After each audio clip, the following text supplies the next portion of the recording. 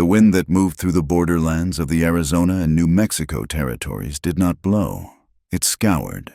It was a living, breathing thing composed of grit, heat, and the scent of ozone from distant thunderheads that piled high against the southern horizon, but rarely broke their promises of rain.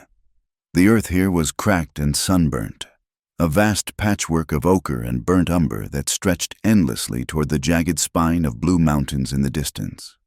Dust devils danced maniacally on the open plains, spinning towers of brown earth that rose and fell like the breath of a dying giant.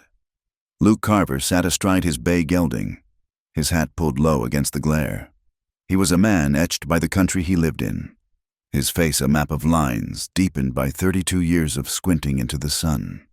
He rode the fence line of his property, a struggling spread that seemed to shrink a little more with every season of drought. The cottonwoods along the thin, miserable creek were shedding leaves early, their branches rattling like dry bones. He pulled the gelding up at the third waterhole. It was little more than a muddy depression. The water evaporated down to a scummy sludge that smelled of alkali and rot. Luke stared at it, his gloved hands resting on the pommel of his saddle. Around him, the cattle were thinning. He counted 19 head in this pasture, ribs showing through their dusty hides like the staves of a barrel. There should have been 40. He turned the horse toward the homestead, the animal stepping carefully over the rocky ground. Luke's home was a small cabin of rough-hewn logs with a porch that sagged on the left side, as if tired of holding itself up against the relentless western gravity. There was no smoke from the chimney. There was no one waiting to boil coffee or ask him how the fence line looked. Luke dismounted and tied the horse to the rail. He did not go inside immediately. Instead, he walked up the gentle rise behind the cabin, his boots crunching on the dry grass. 2 wooden crosses stood there, weathered gray by 3 winters.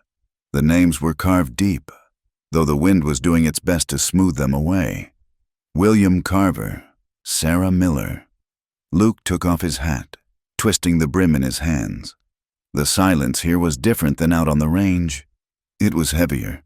I checked the South Ridge today. Will, Luke said, his voice a low rasp that barely carried past his own boots. The wire is down again. I think it is rustlers, or maybe just the coyotes dragging carcasses through. I will fix it tomorrow. He shifted his weight, looking at the second cross. Sarah, he said, softer this time. The irises you planted are gone. The sun took them. I tried to haul water, but the creek is so low I can barely keep the stock alive. I am sorry. He stood there for a long time, the guilt sitting in his gut like a swallowed stone. It was a familiar weight. He told them what he always told them in the quiet moments, that he was sorry he had ever taken that contract with the Army. He told them that if he had been here instead of scouting for General Crook, maybe he could have stopped the skirmish that killed them. He told them he knew the faces of the men who did it, because he had helped the Army hunt their families first. It was a jagged, ugly truth. Luke had been a scout, a tracker who sold his knowledge of the land to the men in blue coats. He had justified it as a job, a way to build a stake for this ranch, for the life he wanted to give Sarah, but the cost had been paid in blood, Apache blood. And then, in retaliation, the blood of his own kin. He put his hat back on and walked down the hill, the shame walking in step with him. 2 days later, the supply wagon needed axle grease and flour, forcing Luke to ride into town. The settlement was a collection of clapboard buildings and adobe structures huddled together against the vast emptiness, as if afraid to be alone. The main street was a river of churned dust.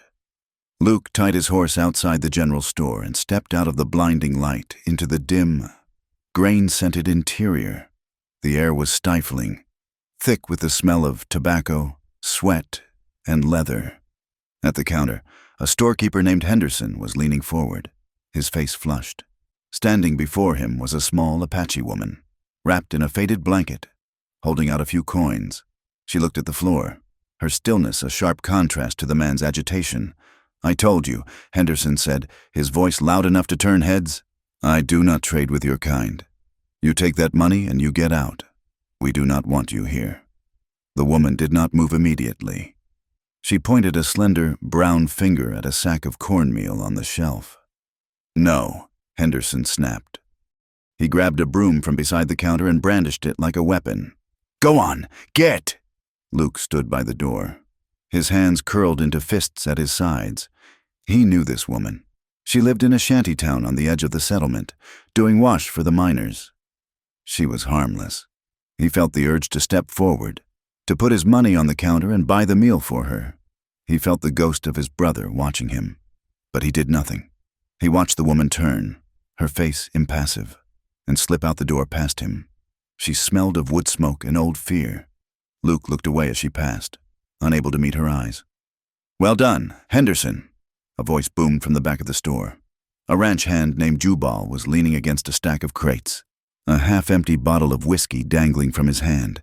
He was a big man, his face mapped with broken veins. "You cannot feed the stray dogs."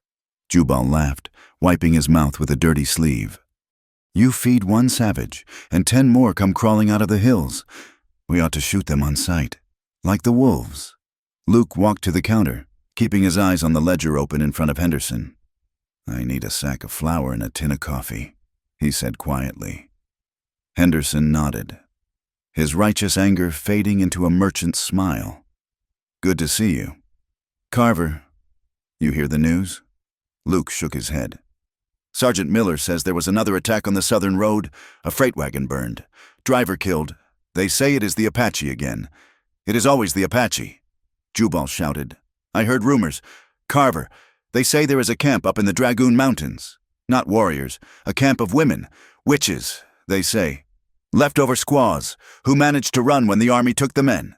They say they are stealing cattle to survive." Luke paid for his goods, the coins clicking on the wood. He felt a cold prickle on the back of his neck. He had lost 3 heifers in the last month. Outside, he ran into Sergeant Miller, a man with a hard face and a uniform that had seen too much dust. The sergeant was leaning against a hitching post, rolling a cigarette. "Carver." The sergeant nodded. "Sergeant," Luke replied, securing his supplies to his saddle. "You heading out again?" "Soon," Miller said. "The colonel is tired of these raids. We are going to sweep the canyons north of the border, clean it out once and for all. If you see anything out on your spread, you ride in and tell us. You used to be the best tracker we had. We could use your eyes." "I am done with that," Luke said, tightening the cinch strap. "You are done when the job is done," Miller said, striking a match on his boot heel. "And the job is not done until every one of them is on the reservation or under the ground." Luke mounted his horse and rode out of town without looking back. He felt the stain of his silence clinging to him like the dust on his coat. He had not defended the woman. He had not argued with Jubal. He had not told the sergeant that a war against starving remnants was no war at all. He was a man who wanted only to be left alone. But the silence of the desert was beginning to sound like an accusation. Miles away, in a place where the maps of white men showed only blank space, the land rose into a fortress of red rock. The entrance to the canyon was a narrow fissure, invisible until one was standing directly before it. Inside, the walls soared upward, cutting a jagged slice of blue sky far above. This was the sanctuary of the forgotten. The camp was a collection of wickiups made from brush and scavenged canvas, huddled against the canyon walls to escape the midday sun. Strips of jerked meat hung from wooden racks, drying in the dry heat.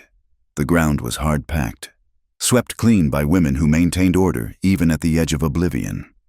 Ayanna knelt by a small fire, turning a piece of hide over a smoking pile of sage. She was a woman of striking, severe beauty, her hair 2 long braids of obsidian that fell over shoulders squared by burden. Her eyes were dark and watchful, holding a grief so old it had hardened into iron. Nalin, the matriarch of their small band, limped over to her. Nalin's leg had been shattered by a soldier's rifle butt 2 years ago, and it had healed crooked, but her mind was as sharp as the skinning knife at her belt. "The water skins are low." "Ayanna," Nalin said, her voice like grinding stones, "and the meat will not last another moon." Ayanna did not look up from her work. "We have hunters out. We have old men and boys out," Nalin corrected gently. "The warriors are gone. Daughter dead or in chains at San Carlos. We cannot stay here. The winter will come, and the canyon will turn into an icebox. We are not going to the reservation, Ayanna said, her voice snapping with sudden ferocity. She looked up, her eyes blazing. I will not take my sister's children to a place where they die of coughing sickness and eat flour filled with weevils. We may not have a choice, Nayland said. Sani's boy is sick again. The cough is deep in his chest. Let him cough in freedom, then, Ayanna said, though her voice wavered. She looked across the camp to where Sani, a young woman with hollow cheeks, was rocking a bundle wrapped in rabbit fur. Ayanna rose and walked over to them. The child, a boy of 4 winters, was pale, his breath rattling in his small chest. Sani looked up, fear plain in her wide eyes. He is hot. Ayanna, Sani whispered. Ayanna placed a hand on the boy's forehead. It burned. She felt a surge of helpless rage. Rage at the soldiers. Rage at the land that yielded nothing. Rage at the men who had invaded their world and left them with nothing but dust. I will find sage and willow bark, Ayanna promised. Keep him warm. That night, the women gathered around the central fire. The fuel was scarce, mostly dried mesquite roots, and the flames were low. There were 12 adult women, 4 old men who could no longer fight, and 7 children. This was what remained of a band that had once numbered in the hundreds. They spoke in low tones, passing a single pipe. They spoke of the old days, not as a comfort, but as a way to keep the history from vanishing into the wind. Do you remember the treaty at Fort Defiance? An older woman named Chi asked. They gave us blankets with the smallpox. Ayanna spat, staring into the embers. They promised us the river valley, Nayland added. Then they found gold in the sand, and the promise turned to lead. Ayanna pulled her knees to her chest. She remembered the morning the soldiers came to her village. It had been dawn, the sky the color of a bruised plum. She remembered the sound of the bugle, cheerful and bright, followed by the thunder of hooves. She remembered running with her husband, the baby in her arms. She remembered the crack of the rifle that took her husband down. She remembered the second shot that had gone through the bundle in her arms. She had not screamed then. She had gone silent, a silence that had lasted for months. Now, that silence was filled with a cold, directional hatred. I will never trust them, Ayanna said, her voice cutting through the quiet of the canyon. Not the soldiers, not the ranchers. They are all the same. They are locusts. They eat the world until there is nothing left. But we are starving. Ayanna, Sani said softly, better to starve on our feet than to live on our knees. Ayanna replied, if a white man ever comes to this canyon, I will kill him myself. I will cut out his heart and leave it for the buzzards. The women fell silent. The fire popped, sending a shower of sparks toward the stars. High above, on the rim of the canyon, a coyote howled, a long, mournful sound that echoed the emptiness in their bellies. Luke Carver found the tracks 3 days later. He had ridden out at first light, heading toward the broken country where the foothills collided with the mountains. 2 more steers were missing. A rancher could not afford to lose stock, not with the price of beef dropping and the bank in Tucson threatening to call in his loan. The land here was treacherous. It was a maze of dry washes, slot canyons, and ridges of crumbling shale. The sun hammered down, turning the air into a shimmering curtain of heat. Luke reined in his horse and dismounted. Crouching by a patch of soft sand, he traced the hoofprint of a steer, deep and panicked, and over it, the print of an unshod pony. So Jubal was right, Luke muttered. He checked the Winchester in his saddle scabbard, loosening it just enough to be ready. He climbed back into the saddle and followed the trail. It led deeper into the Badlands, winding through corridors of rock that blocked out the horizon. The silence was absolute. There were no birds here, no wind, just the sound of his horse's hooves clattering on stone. Luke felt the hair on his arms stand up. He had felt this before, years ago, when he was scouting ahead of a column. It was the feeling of eyes upon him. He scanned the ridges, his gaze moving methodically from shadow to shadow. He saw nothing but rock and scrub brush. He rode for another hour. The canyon narrowed. The walls grew steeper, closing in like the jaws of a trap. He should turn back. He knew that. He was one man, alone. But the anger at the theft, the stubborn pride of a man who had lost almost everything else, pushed him forward. He wanted to know who was taking what was his. He rounded a sharp bend in the canyon floor, a massive boulder obscuring the path ahead. The ambush was not a sound, it was a physical impact. As he passed the boulder, a rope hissed through the air. It settled over his shoulders before he could react. The loop tightened, pinning his arms to his sides. Luke shouted, spurring his horse, but the rope went taut with a brutal jerk. He was ripped backward out of the saddle. He hit the ground hard, the wind driven from his lungs in a dusty whoosh. He scrambled to his feet, gasping, instinct taking over. He saw movement, figures rushing from the rocks. He couldn't reach his rifle. It was still on the horse, which was bolting down the canyon. He reached for the colt on his hip, but a second rope snagged his ankle. He was yanked off his feet again, face planting into the gravel. Luke rolled, spitting blood and dust. A figure loomed over him, a warrior with gray hair and a face like a dried apple. The man held a club. Luke lashed out, driving his fist into the man's knee. The old warrior grunted and buckled, but he did not let go of the rope. Then they were on him. Not a horde of screaming braves, but a flurry of desperate strength. Hands grabbed his jacket, his hair, his boots. He kicked out, connecting with something soft. He managed to stand, swinging wild punches. He struck a shoulder, a jaw. He saw a braid whip through the air. A woman. The realization froze him for a split second. In that hesitation, a heavy piece of driftwood cracked against the back of his head. The world went white, then gray. Luke crumpled to his knees. Rough hands stripped the gun belt from his waist. He felt his pockets being turned out. His knife was taken. His watch, Sarah's watch, was ripped from his vest. He blinked, trying to clear the swimming vision. He was surrounded by 6 or 7 people. 2 were old men, their chests heaving with exertion. The rest were women. They were dressed in tattered buckskins and trade cloth, their faces streaked with dust and fury. "Get up!" someone commanded in Apache. Luke understood the tone, if not the word. He was hauled to his feet.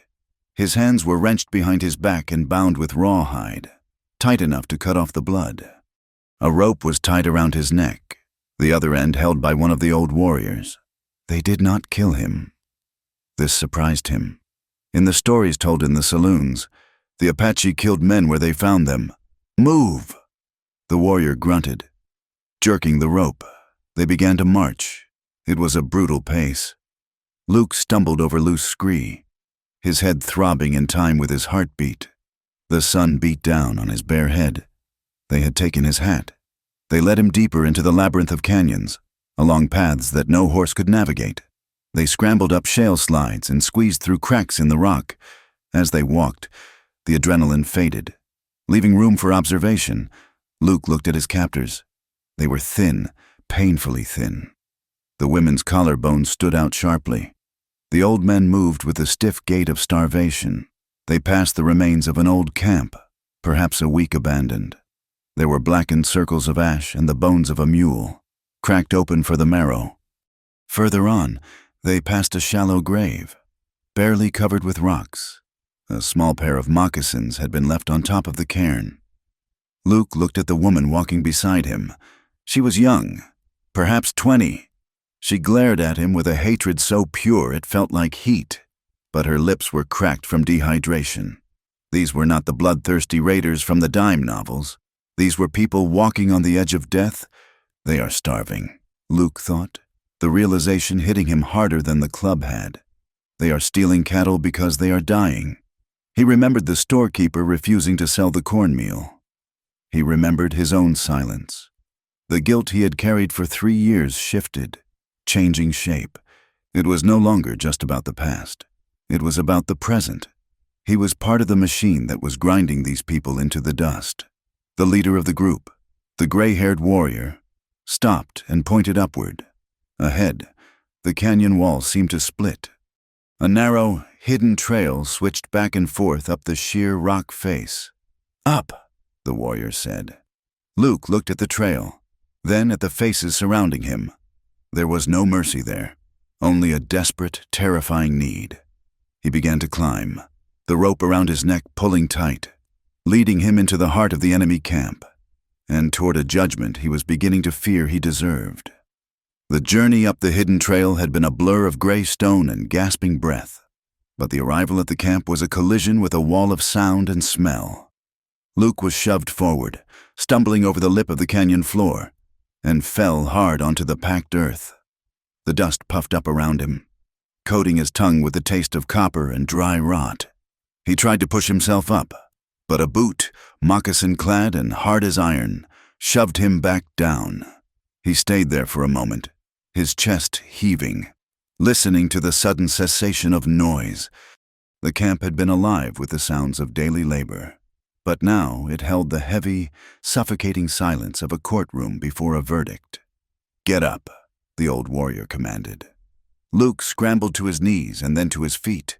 He swayed, the blood rushing in his ears. He looked around.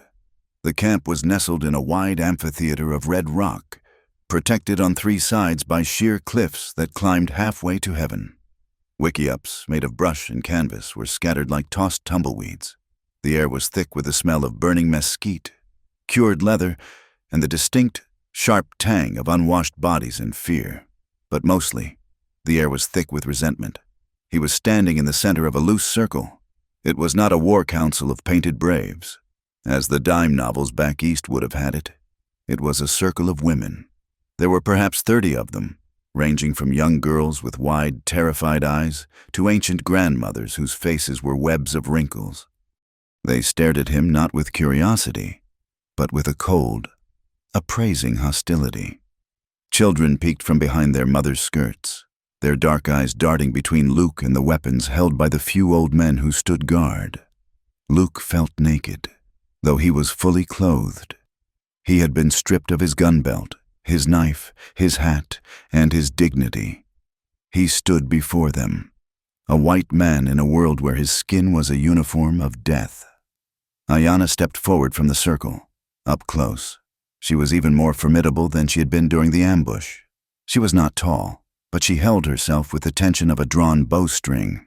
Her buckskin dress was stained with grease and earth, and her hands were scarred from work, but her face was struck from flint. She looked at Luke as one might look at a rattlesnake found in a cradle. "Why is he breathing?" Ayanna asked, her voice clear and cutting. She did not look at Luke. She looked at the old warrior who had brought him in. "We do not need another mouth to feed. We do not need a spy to lead the bluecoats here. He is a rancher." The warrior grunted. "He has strong hands. He has a white heart." Ayanna spat. She turned to the other women, her voice rising. "Do you not see? He tracks like a wolf. If we let him live, he will escape. If he escapes, he brings the soldiers. If the soldiers come, we die. All of us." She pointed a finger at Luke, trembling with rage. "Kill him now. Put his head on a stake at the canyon entrance. Let the white men see what happens when they come for us." A murmur of agreement ran through the circle. Several of the younger women nodded, their faces hardening. Luke felt the sweat trickle down his spine. He knew, with absolute certainty, that he was seconds away from dying. He thought of the graves on the hill behind his cabin. He thought of Sarah. Wait. The single word cracked through the tension like a whip. The circle parted, and Naylin limped forward. She leaned heavily on a staff of polished juniper wood. Her hair was entirely white, caught in a loose knot at the nape of her neck. She was old, her body twisted by injury and time, but her eyes were black glass, sharp and unyielding. Naylin stopped in front of Luke. She looked him up and down, inspecting his boots, his hands, the width of his shoulders. It was the way Luke looked at a horse at an auction. "He is strong," Naylin said, her voice dry and rasping. "He is an enemy," Ayanna countered, though her tone lost some of its edge in the presence of the matriarch. "He is a resource," Naylin corrected. She turned to Ayanna. "You want to kill him for revenge? Daughter, that is a luxury we cannot afford. Revenge does not fill the waterskins. Revenge does not chop the wood. Revenge does not mend the corral fences." She turned back to Luke. "What is your name?" "White man." Luke swallowed. His throat felt like it was full of sand. Luke Carver. Carver, Nellen repeated, testing the sound of it. She stepped closer, smelling of sage and old smoke. Tell me, Carver, where are the soldiers? I do not know, Luke said. Do not lie to me, Nalen said softly. She did not raise her voice, but the threat was there, sharp as a knife. We know they are moving. We have seen the dust. Where are they going? They are sweeping the southern range, Luke said, the words tumbling out. He felt a stab of shame at the betrayal of his own people, but the instinct to survive was louder. Sergeant Miller said they are moving toward the border. They are looking for stragglers. Stragglers, Ayanna repeated bitterly. That is what they call us, not people, stragglers. Debris to be swept away. Nalen silenced her with a raised hand. And your ranch? Is anyone waiting for you? No, Luke said. I live alone. Good, Nalen said. She looked around the circle, meeting the eyes of the other women. Our men are gone. Some are dead. Some are rotting in the prison at San Carlos. We have only boys and old ones left. The work is hard, and our backs are breaking. She pointed her staff at Luke's chest. This man owes a debt. His people have taken our land. They have taken our buffalo. They have taken our husbands. So, he will take their place. Not as a husband, but as a beast of burden. Ayanna stepped forward, protesting. He is dangerous. Nalen, he is only dangerous if we let him be, Nalen said. She looked at Luke, her eyes narrowing. Listen to me, Carver. You want to live? Yes, Luke whispered. Then you will work, Nalen said. You will do what the women of this camp tell you to do. You will carry the heavy loads. You will dig the holes. You will fix what is broken. You will be hands and a back for every woman here. She leaned in close, her face inches from his. You will please us, she said. The words were heavy with a dark, biting irony. You will please us with your labor. You will please us with your obedience. As long as you are useful, you breathe. The moment you become a burden, or the moment you try to run, Ayanna will get her wish. Do you understand? Luke looked at the ring of faces. He saw no pity. He saw only a grim pragmatism. He was being offered a life, but it was the life of a mule. I understand, Luke said. Nalen nodded once. Take him to the horse lines. Tie him there. He can start by cleaning the filth from the corral. Let him smell the dung of the horses he tried to steal. The first week was a blur of agony that stripped Luke of every layer of pride he had ever possessed. They did not keep him in a cell. The canyon itself was the prison. By day, his hands were unbound, but he was watched constantly by the old warriors or by Ayanna, who sat in the shade sharpening her knife, her eyes never leaving him. By night, he was tied to a stake near the horse corral, sleeping on a rough pallet of woven grass that offered no protection from the cold ground. His day began before dawn. A bucket of cold water was thrown on him, usually by one of the younger boys, who would giggle and run away. Luke would wake shivering, his joints stiff, his stomach cramping with hunger. His first task was water. The spring that fed the camp was a trickle located half a mile up a steep, rocky incline. Luke was given 2 large wooden buckets, suspended from a yoke that sat across his shoulders. He had to make 5 trips every morning. The path was treacherous, slick with loose shale. On the second day, his legs trembling from exhaustion, Luke slipped. He went down hard, the buckets crashing, the precious water spilling into the thirsty dust. He lay there for a moment, staring at the wet stain on the red earth, despair washing over him. Get up! Ayanna's voice lashed at him from the rocks above. Luke looked up. She was perched on a boulder like a hawk. I slipped, Luke gasped, struggling to his feet. The water does not care why it was spilled, Ayanna said coldly. It is gone. Go back and fill them again. And this time, if you spill it, you will not drink tonight. Luke glared at her. I am doing my best. Your best is weak, she said. A white man's best is soft. You are used to sitting on a horse while the animal does the work. Here, you are the animal. He hauled the water until his shoulders were raw.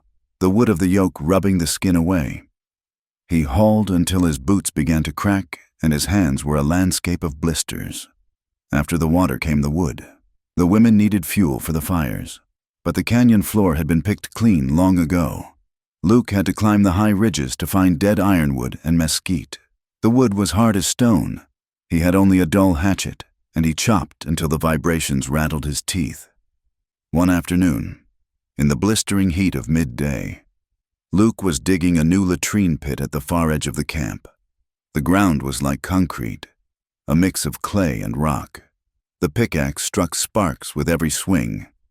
He paused to wipe the sweat from his eyes, leaning on the handle, his chest heaving. Is the white man tired? Luke turned. Ayanna was standing there, holding a water skin. She took a long, slow drink, letting a few drops run down her chin, knowing he was watching. I am not tired, Luke rasped, his voice a dry croak. I am thirsty. Thirst is a good teacher, Ayanna said. She corked the skin. It teaches you to be grateful for what you have. Luke swung the pickaxe again, driving it into the earth with a grunt of rage. I am grateful I am not you, he muttered. Ayanna stepped closer. What did you say? I said I am grateful I do not have a stone where my heart should be. Luke snapped. He dropped the pickaxe and turned to face her, his patience snapping. I am working. Ayanna, I am doing what you asked. Why do you hate me so much? Is it just the color of my skin?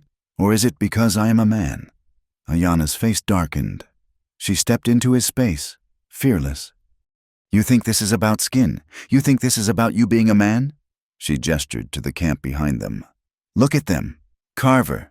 Look at Sani. Her husband was shot in the back while he was planting corn. Look at Nalin. She walks with a stick because a soldier broke her leg for sport. You think I hate you because you are white? I hate you because you represent the end of my world. She poked a finger into his chest. Hard. You represent the disease. You represent the whiskey. You represent the lies written on paper. You stand there and ask me about my heart? Who helped the soldiers find us? Luke froze. The accusation hit the mark. How did she know? I was a scout, Luke said quietly. I did a job. You hunted people, Ayanna said, and now you dig holes in the dirt. It fits you better. She turned and walked away, leaving him standing in the sun, the shame burning hotter than the heat on his neck. Yet, as he watched her walk, he felt a strange, reluctant pull. She was cruel, yes, but she was burning with a fire that he had not seen in anyone, white or Apache, in a long time. She was alive in a way he had forgotten how to be. In the second week, Nalin began to rotate his tasks. He was no longer just a brute force laborer. He was lent out to the different women of the camp like a tool from a communal shed. Today, you help Sani, Nalin ordered one morning. Sani was the young mother with the sick boy. She was gentler than Ayanna, her eyes wide and skittish. She led Luke to the camp's secondary well, a deep hole lined with stones that had begun to collapse. It is dangerous, Sani whispered. The earth falls in. I cannot go down there. Luke looked at the well. It was a death trap. If the walls gave way while someone was at the bottom, they would be buried alive. Do you have rope? Luke asked. Sani nodded and brought him a coil of braided rawhide. Luke tied it around his waist and handed the end to Sani and two other women who had gathered. Hold this tight. If I shout, you pull. Do not hesitate. He lowered himself into the darkness. It was cool and smelled of wet earth. He worked for hours, wedging flat stones into the gaps, shoring up the crumbling sides. It was delicate, dangerous work. His hands, calloused and bleeding from the wood chopping, had to be precise. When he climbed out, covered in mud, Sani was waiting with a gourd of water. She handed it to him, her fingers brushing his. Thank you, she said softly. Luke drank, the cool water sliding down his throat like a blessing. It is fixed. Sani, but tell the children to stay away from the edge. Sani smiled. A fleeting, shy thing. You have good hands, Carver, for a white man. The next day, he was sent to help a widow named Asan. She was trying to build a stone windbreak for her wickiup. The stones she had chosen were massive, river-smooth boulders that weighed as much as a calf. Luke moved them. He set his shoulder against the rock, gritting his teeth, driving with his legs. He sweated and strained, moving rocks that would have taken the widow a week to drag. When he finished, Dasan did not thank him with words. She simply handed him a piece of dried venison, the first meat he had eaten in 10 days. Luke ate it slowly, savoring the salt and the gaminess. Then there was Chi, the grandmother. She was trying to drag a bundle of firewood with a rope tied in a clumsy knot that kept slipping.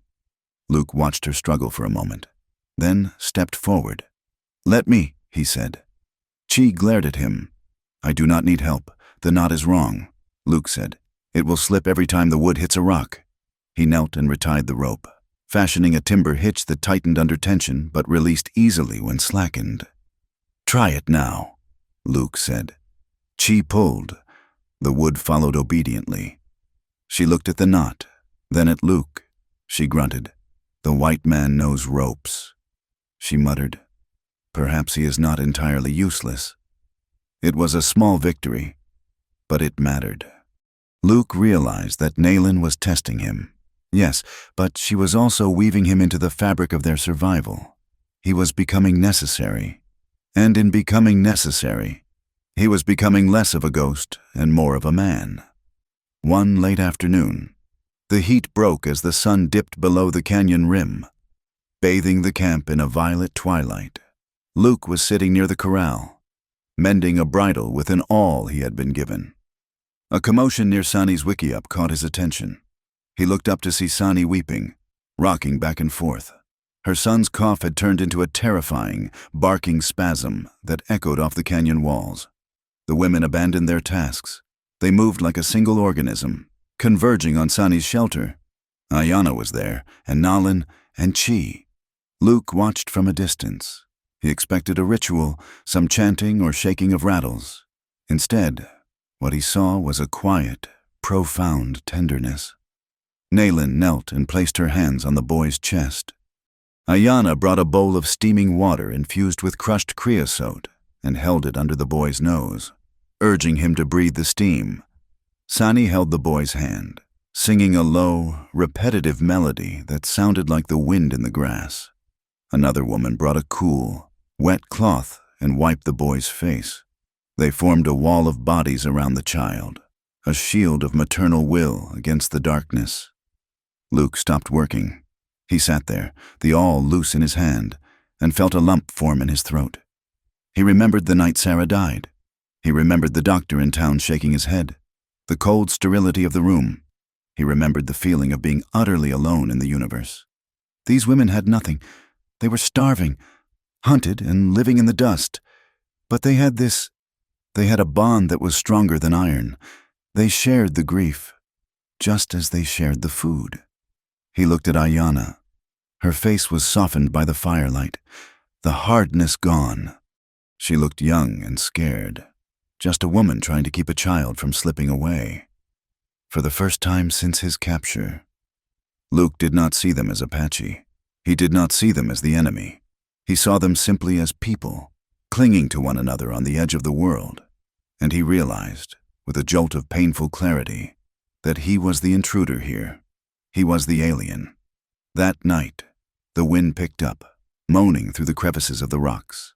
Luke lay on his pallet, staring up at the slice of stars visible between the canyon walls. A coyote howled in the distance, a lonely, shivering sound. Sleep would not come.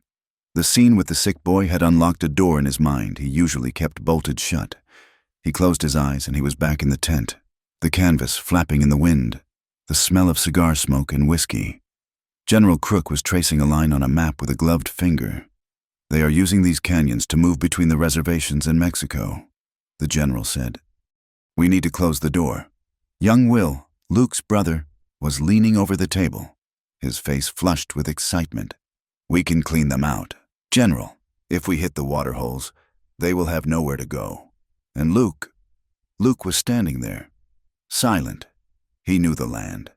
He knew where the water was. He knew the hidden trails. "Carver," the general asked, "is this the route?" Luke saw his own hand reaching out. He saw his finger tapping a spot on the map, a spot that looked exactly like the shape of this canyon. "Yes, sir," Luke said. "That is the place. If you block the southern pass, you trap them." Luke opened his eyes, gasping as if he had been underwater. The shame was a physical pain, a gnawing rat in his gut. He had drawn the map. He had pointed the finger. He had sent the soldiers who broke Nalin's leg, who killed Sani's husband, who made Ayana a widow. He looked across the sleeping camp. The fire had burned down to embers. He wanted to get up and run. He wanted to flee into the dark and never look back, but he knew he couldn't. He was bound here, not by Nalin's ropes, but by the weight of what he had done. A few nights later, the sound of a drum beat woke him. It was a soft, rhythmic pulse, like a heartbeat. Luke sat up. The women were gathered around the fire again, but this was not a council. A young girl, one who had recently come of age, was dancing. She moved with small, shuffling steps, her arms raised to the sky. She held a cane adorned with feathers. The other women sang, a high, keening sound that seemed to vibrate in the rocks. It was the sunrise dance, or something like it. Luke had heard of it but never seen it. He watched, mesmerized. The dance went on for hours. It was endurance. It was prayer. It was a defiance of the exhaustion that plagued them. The girl looked exhausted, but the older women danced beside her, supporting her, lending her their strength. "You are spying again."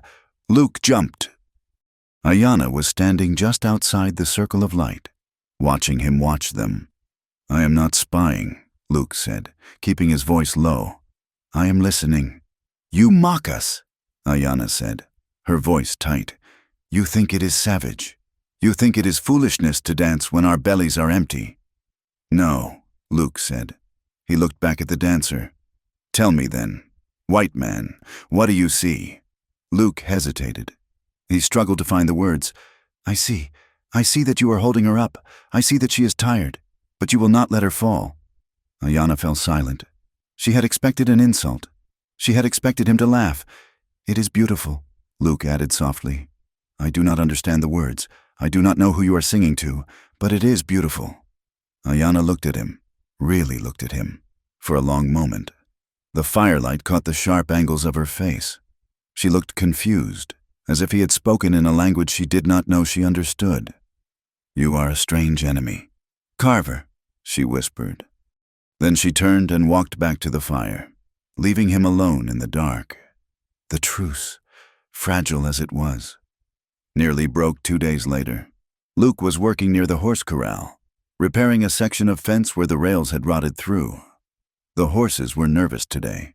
The wind was gusting, carrying the scent of something that made them spook, perhaps a mountain lion, or just the coming storm. The corral held 6 horses, tough, wiry Mustangs that were the tribe's most valuable possession. Among them was a black stallion with a white blaze, a new capture that was still half wild. Luke had his back to the gate, wrestling a heavy cedar post into place. He heard a soft giggle. He turned. It was Sani's boy, the one who had been sick. He was better now, and he had wandered away from his mother's watchful eye. He was standing inside the corral, toddling toward the black stallion. The boy held out a handful of dry grass. "Horse," he chirped, the stallion's ears pinned back. It snorted, pawing the ground. The sudden movement of the small child startled it. Luke dropped the post. "No!" he shouted. The stallion reared, a towering shadow of muscle and hooves. It screamed, twisting in the air, its front legs lashing out.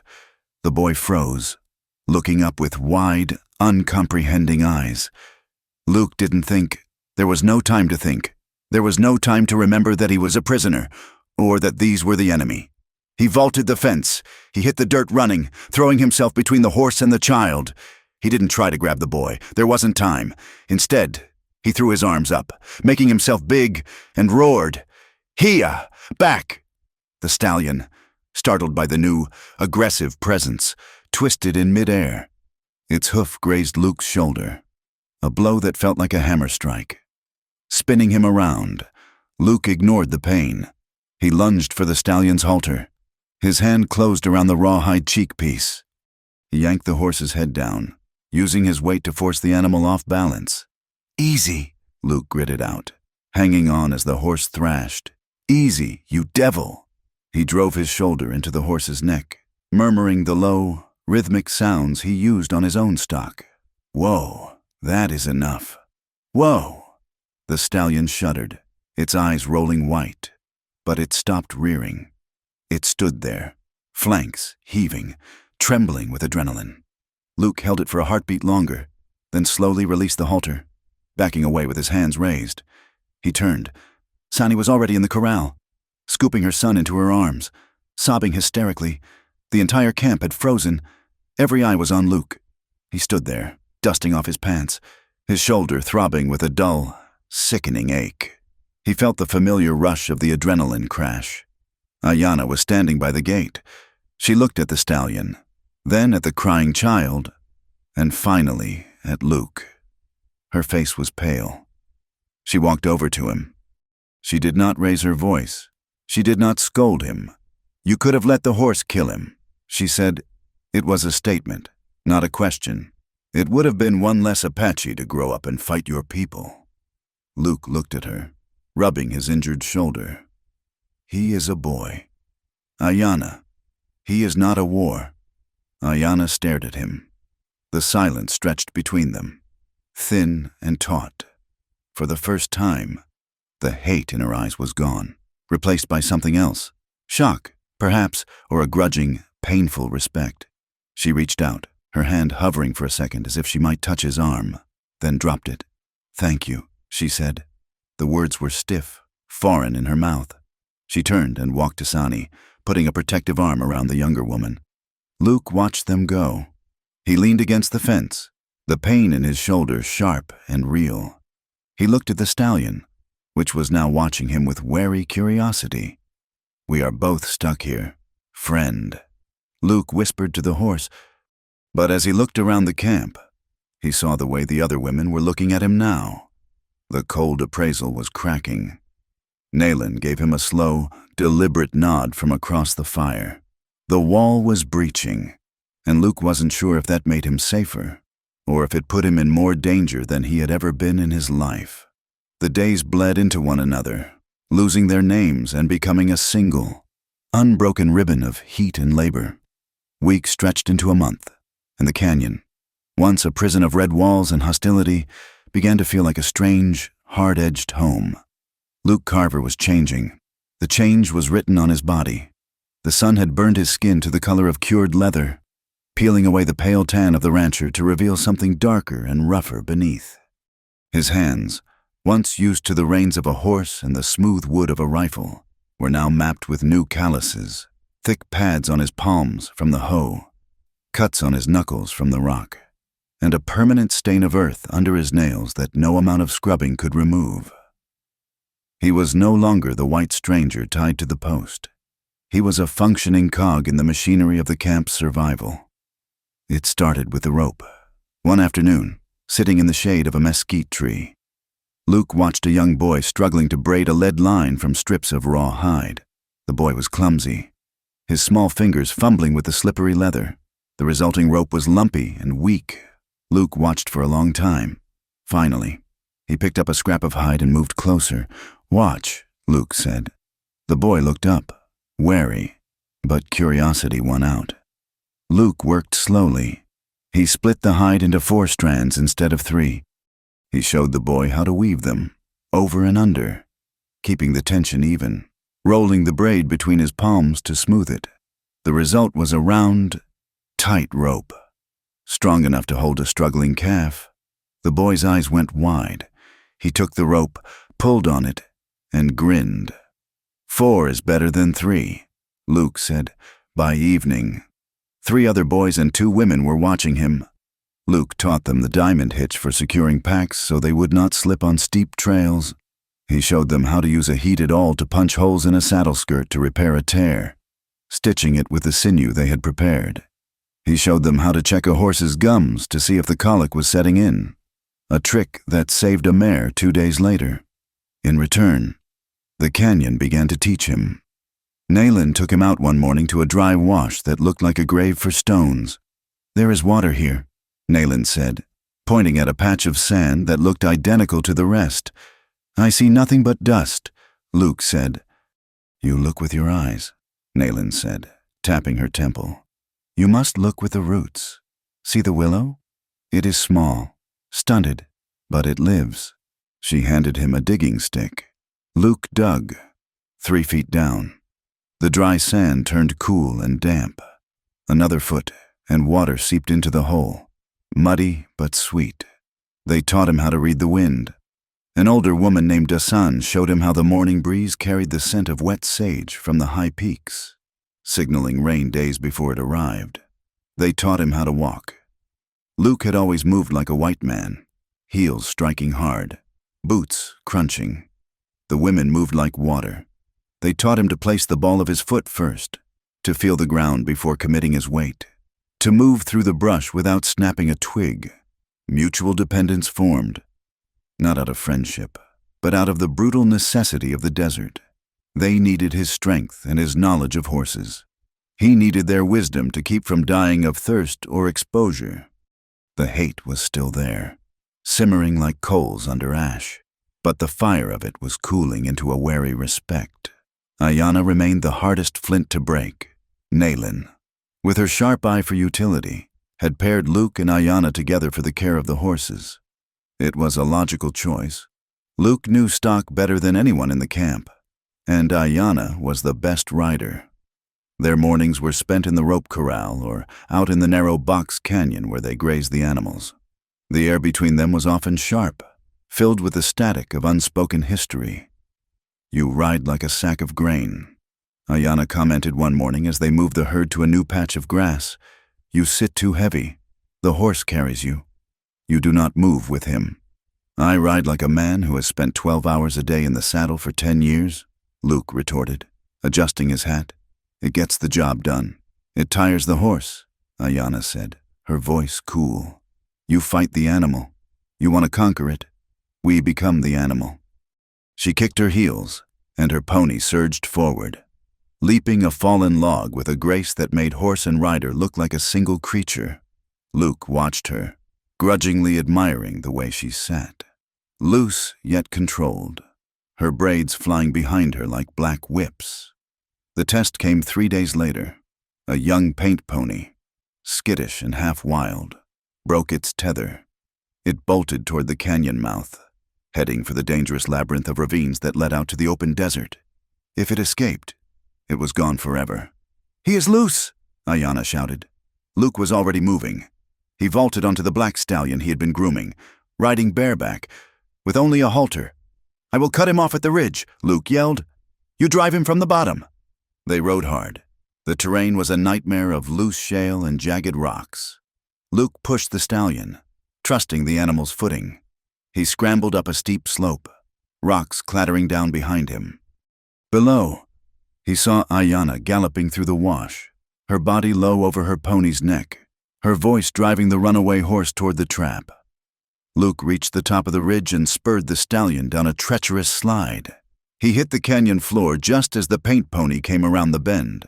Luke hauled back on the halter, sliding the stallion to a halt, blocking the path. The paint pony reared, confused. Ayanna was there a second later.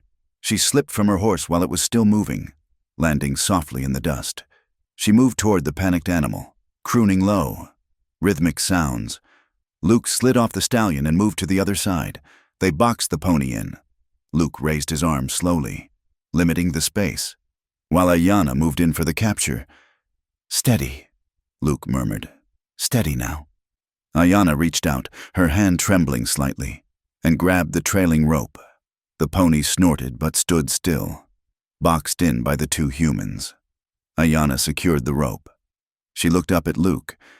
They were standing 5 feet apart, chests heaving from the exertion, covered in dust and sweat.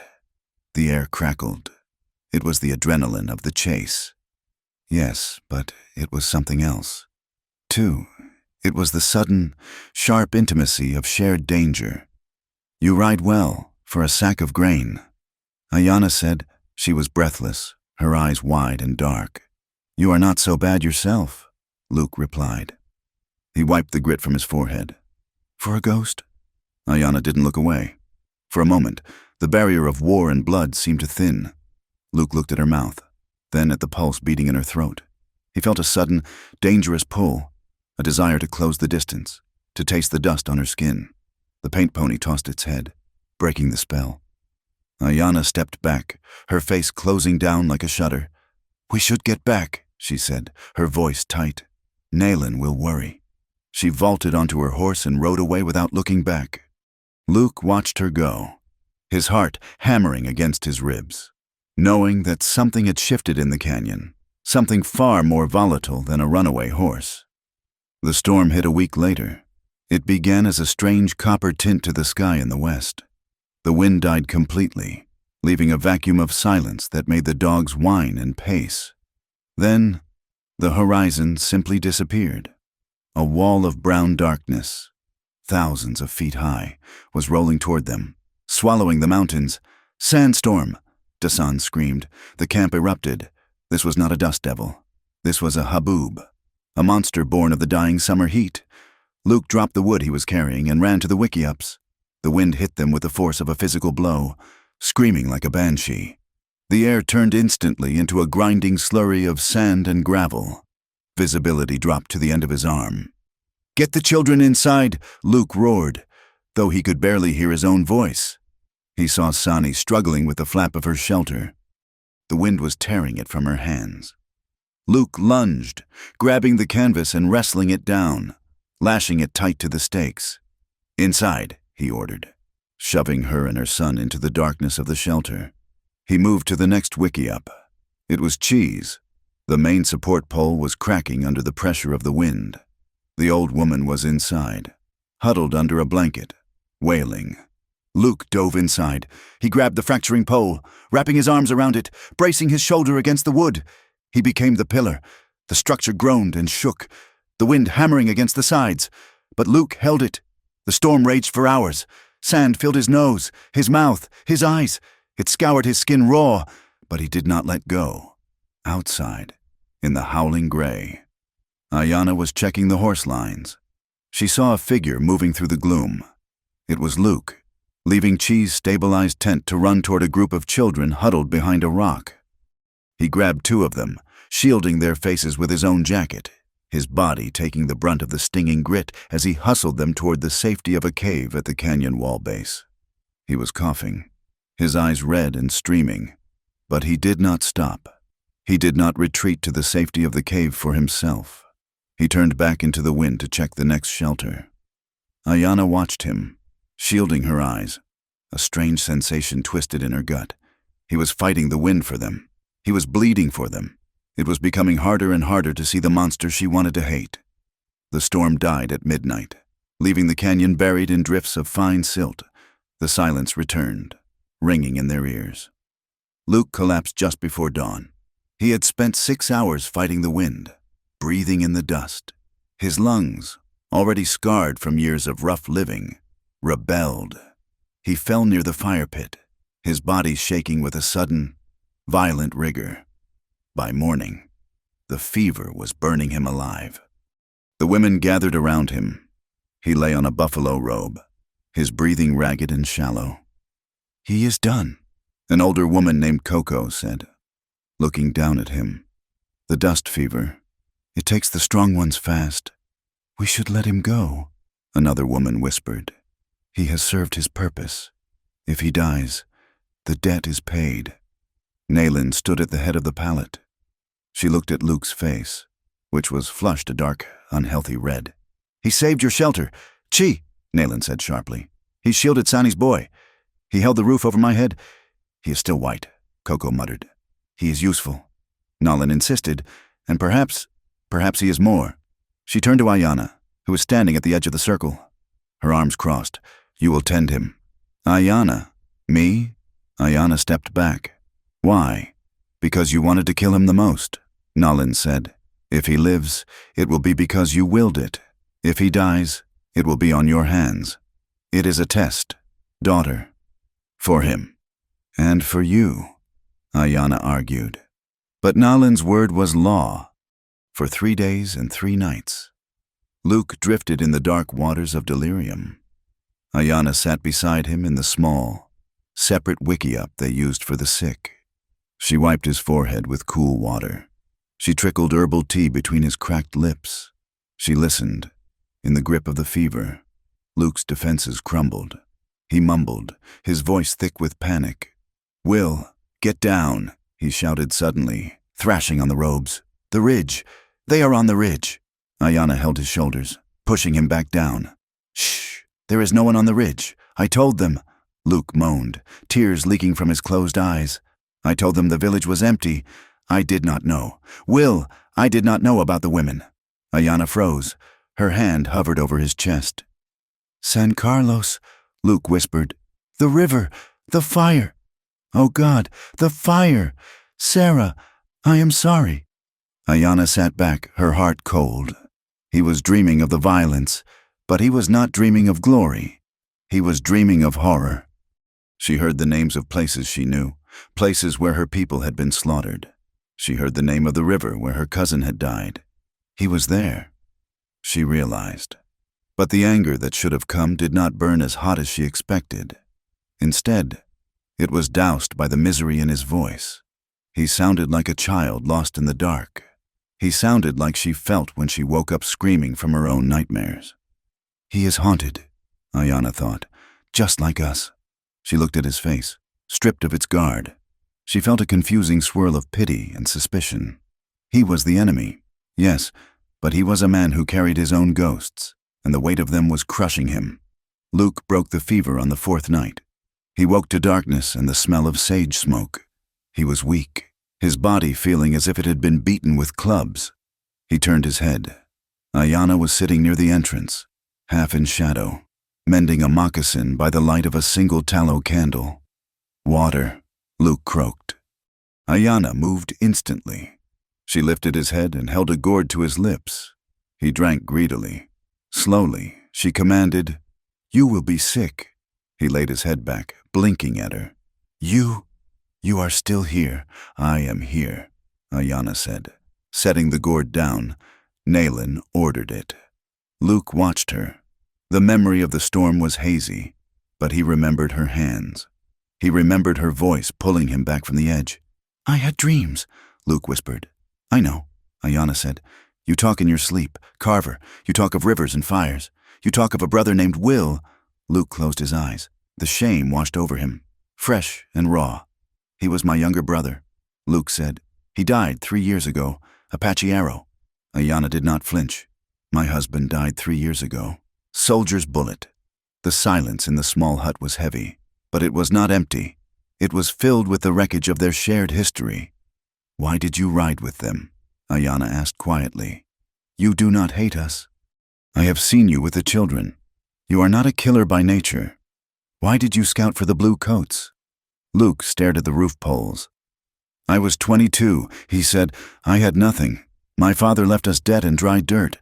I wanted to buy a future. The army paid in gold." He turned his head to look at her. "It was not about hate, Ayana. It was about being poor. I was scared of being powerless.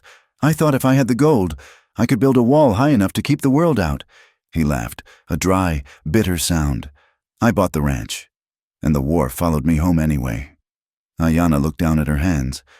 "I had a dream once," she said softly, "before the soldiers came. I dreamed of a valley where the corn grew tall and the children did not wake up screaming. I wanted to be a woman who made things, not a woman who sharpened knives." She looked up, her dark eyes locking with his blue ones. "We are both fools. Carver, we thought we could choose our lives, but the land chooses for us." The emotional closeness was suffocating. It was too intimate, too real. Luke felt a sudden, desperate urge to reach out and touch her hand, to bridge the gap between their tragedies. Ayana saw it in his eyes. She tensed, fear flickering across her face. Not fear of him, but fear of what she was feeling. "Rest," she said abruptly. She blew out the candle, plunging them into darkness. "Sleep. You are not dead yet." Recovery was slow. It was another week before Luke could walk without a staff. One afternoon, the air crisp with the coming autumn, they sat together near the corral. repairing a saddle cinch. The conversation turned, as it often did, to the war that raged outside the canyon walls. "You talk like a victim," Ayanna said, slicing a piece of leather with swift, angry strokes. "You say you had no choice. There is always a choice." "I never said I was a victim," Luke said, threading a needle. "I am not the victim in this story. Ayanna, I know that. You are. The women here are." "Then do not ask for forgiveness," she snapped. "I do not want forgiveness." Luke's voice rose, startling a nearby horse. "I do not expect you to forgive me. I do not forgive myself." "Then what do you want?" Ayanna demanded, turning to face him. "Why do you stay? Why do you work yourself to death? Why do you save our children?" "Because I want to be something else," Luke shouted back. He dropped the saddle and grabbed her shoulders. The contact shocked them both. "I cannot change what I did," Luke said, his voice dropping to a fierce whisper. "I cannot bring back the dead, but I can be something else now. I can be the man who stands between you and the wind. Is that not enough?" Ayanna stared at him. Her chest rose and fell rapidly. The anger in her eyes melted into something terrified and hungry. She looked at his mouth. Luke looked at hers. The distance between them vanished. The memory of the horse chase, the storm, the nights in the sick room, it all crashed together in a single moment of magnetic pull. Luke leaned in. Ayanna did not pull away. Their breath mingled. Then, just as his lips brushed hers, she gasped. "No!"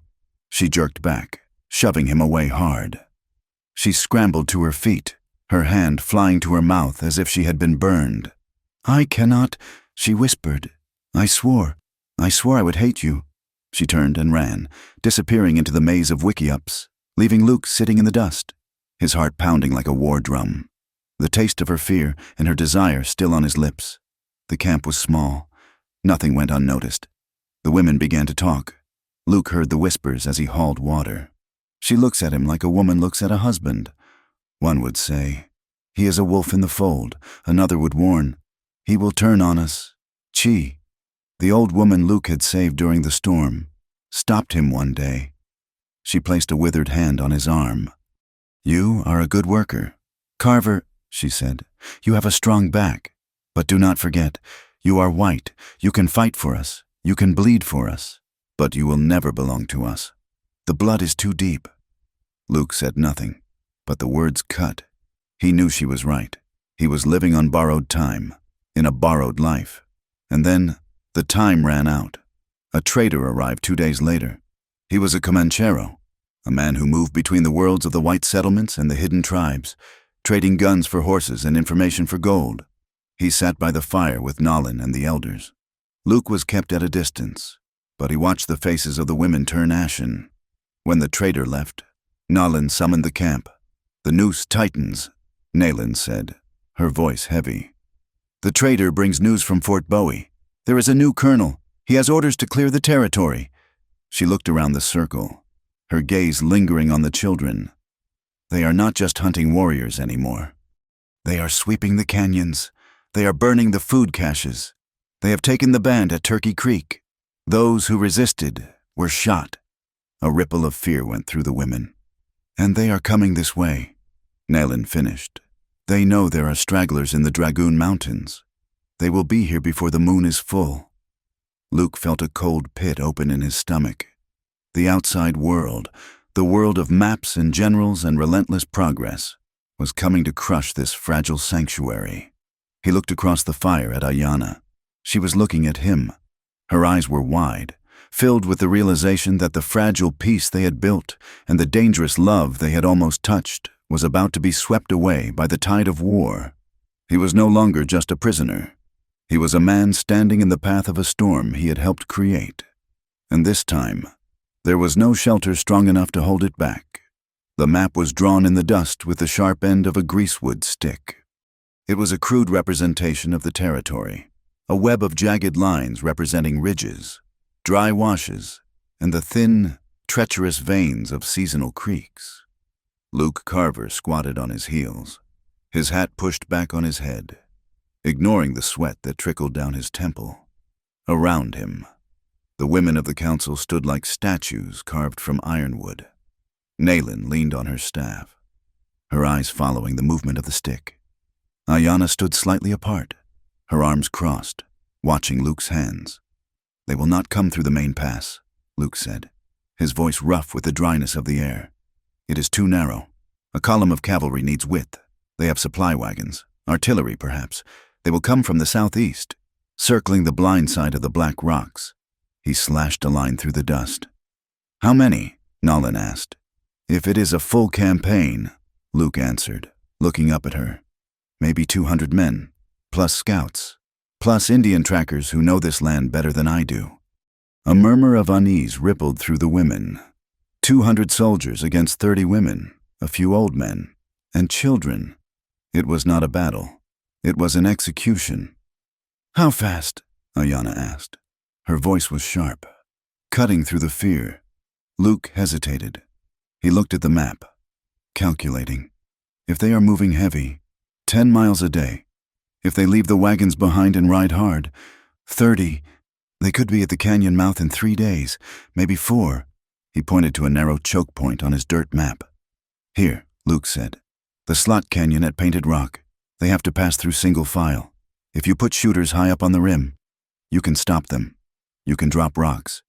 You can spook the horses. You cannot defeat them, but you can make them bleed enough to turn back."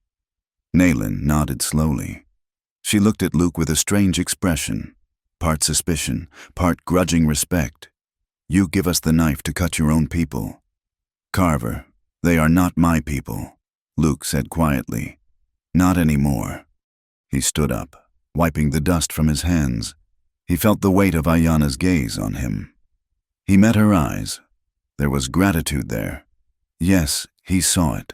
But beneath the gratitude was a deep, darkening dread. Ayanna looked away first. She was terrified, not just of the soldiers, but of what was happening inside her own chest.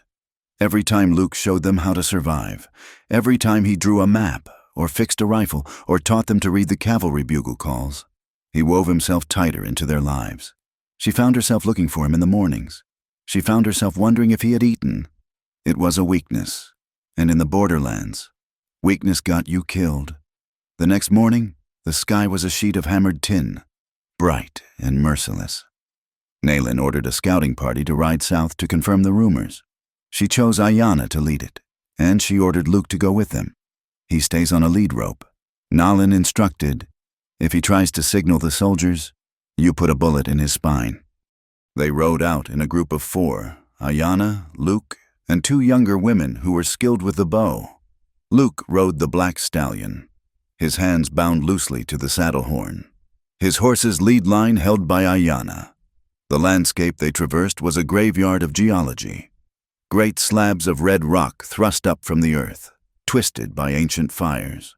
The arroyos were deep scars cut by violent floods that only happened once a decade. The sagebrush was brittle, snapping like dry bones when the horses brushed past. Heat shimmered off the rocks in waves, making the distant mountains dance and dissolve. High above, 3 vultures circled in a slow, lazy spiral, waiting for the sun to finish what the drought had started. They rode in silence for hours, the only sound the crunch of hooves and the creak of leather. Luke scanned the horizon, his old instincts flaring. He smelled the wind, tasting for dust, for smoke, for the acrid scent of nervous horses. By mid-afternoon, they found what they were looking for. Ayanna raised her hand. Halting the group, she pointed to the ground. Tracks. Luke leaned forward. Shod horses. Deep impressions. They were moving fast. He looked at the pattern. "A patrol," he said softly. 12 men, moving north. They followed the trail cautiously, keeping to the high ground, using the shadows of the rocks for cover. 3 miles further on, they came upon the remains of an encampment. It had been a temporary bivouac. The ashes of the fire were cold, but not old, perhaps 2 days. Ayanna dismounted and walked through the site.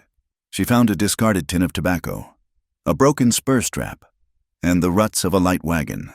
Then she stopped, near a cluster of mesquite bushes. The earth had been disturbed, a shallow mound, hastily covered with rocks. Ayanna walked toward it. Luke watched her, his heart heavy. He knew what was under those rocks. She knelt and moved a stone. Underneath lay a small, beaded pouch, a medicine bag, and a single, broken arrow. "Apache," one of the younger women whispered. Ayanna did not speak. She stood up, her face a mask. Someone had been caught here, a straggler, a scout from another band. They had been killed and buried in a hole too shallow to keep the coyotes out. She looked at the tracks leading away. They went north, toward the canyon. "They know," Ayanna said. Her voice was hollow. "They are not just sweeping. They are hunting. They camped that night in a narrow side canyon, hidden from the main trail. They dared not light a large fire, only a small, smokeless flame in a pit to boil coffee and warm their hands against the sudden desert chill." The two younger women took the first watch at the canyon entrance. Luke and Ayanna sat by the fire. Luke's hands were untied for the evening, but his rifle remained with Ayanna. He sat with his back to the rock wall, watching the flames lick at the dry wood. Ayanna sat opposite him, wrapping her blanket tighter around her shoulders. The discovery of the grave had shaken her. The reality of the approaching army was no longer a rumor. It was a set of hoofprints leading to her home. "Why did she die?" Ayanna asked suddenly. Luke looked up, startled. "Who? Your woman? The one in the grave on the hill?" Luke stared into the fire. He had not spoken of Sarah to anyone in a long time, not the truth of it. Her name was Sarah. Luke said she was 22. She liked to plant flowers. Even though the sun killed them every year, she said the land needed color. He picked up a twig and snapped it. It was a skirmish. A raiding party came through, stealing horses. They were not looking for a fight, I think, but my brother, Will, he was hot-headed. He saw them taking the stock. He opened fire. Luke closed his eyes. It was chaotic. Dust everywhere. Gun smoke. Sarah ran out onto the porch to pull Will inside. A stray bullet hit her. I do not even know who fired it. It might have been the Apache. It might have been Will in his panic. It does not matter. She fell, and the flowers she planted were crushed under her body. He looked at Ayanna. I was not there. I was 50 miles away, guiding a column of soldiers to a waterhole. By the time I got back, the earth was already settled on her grave. Ayanna listened, her face unreadable in the dancing light. She saw the pain in him, raw and unhealed. It mirrored her own. My husband was named Coda, Ayanna said softly. He was a weaver. He did not like to fight. He made blankets with patterns of the stars. She touched the necklace of turquoise beads at her throat. We were camped at the river. We thought we were safe. The treaty had been signed, but the soldiers came at dawn. They said we had broken the rules. They did not say which rules. Coda ran to get our son. He was shot in the back. She looked at Luke, her eyes shining with unshed tears. My son was 3. He had just learned to walk without holding on. I carried him for 3 days after he died. I could not leave him. The silence between them was heavy, but it was not the silence of enemies. It was the silence of two people standing in the wreckage of the same storm. Luke felt a profound, aching sorrow for her. He looked at her face, the strength in her jaw, the sadness in her mouth, and felt something break inside him. It was the wall he had built to keep the world out. I'm sorry. Ayanna, he whispered. He reached out across the small space between them. He didn't think about it. He just wanted to offer comfort. His hand brushed hers. The contact was electric. Ayanna's breath hitched. She looked at his hand, rough and scarred, covering hers. For a moment, she did not pull away. Her fingers curled slightly, responding to the warmth.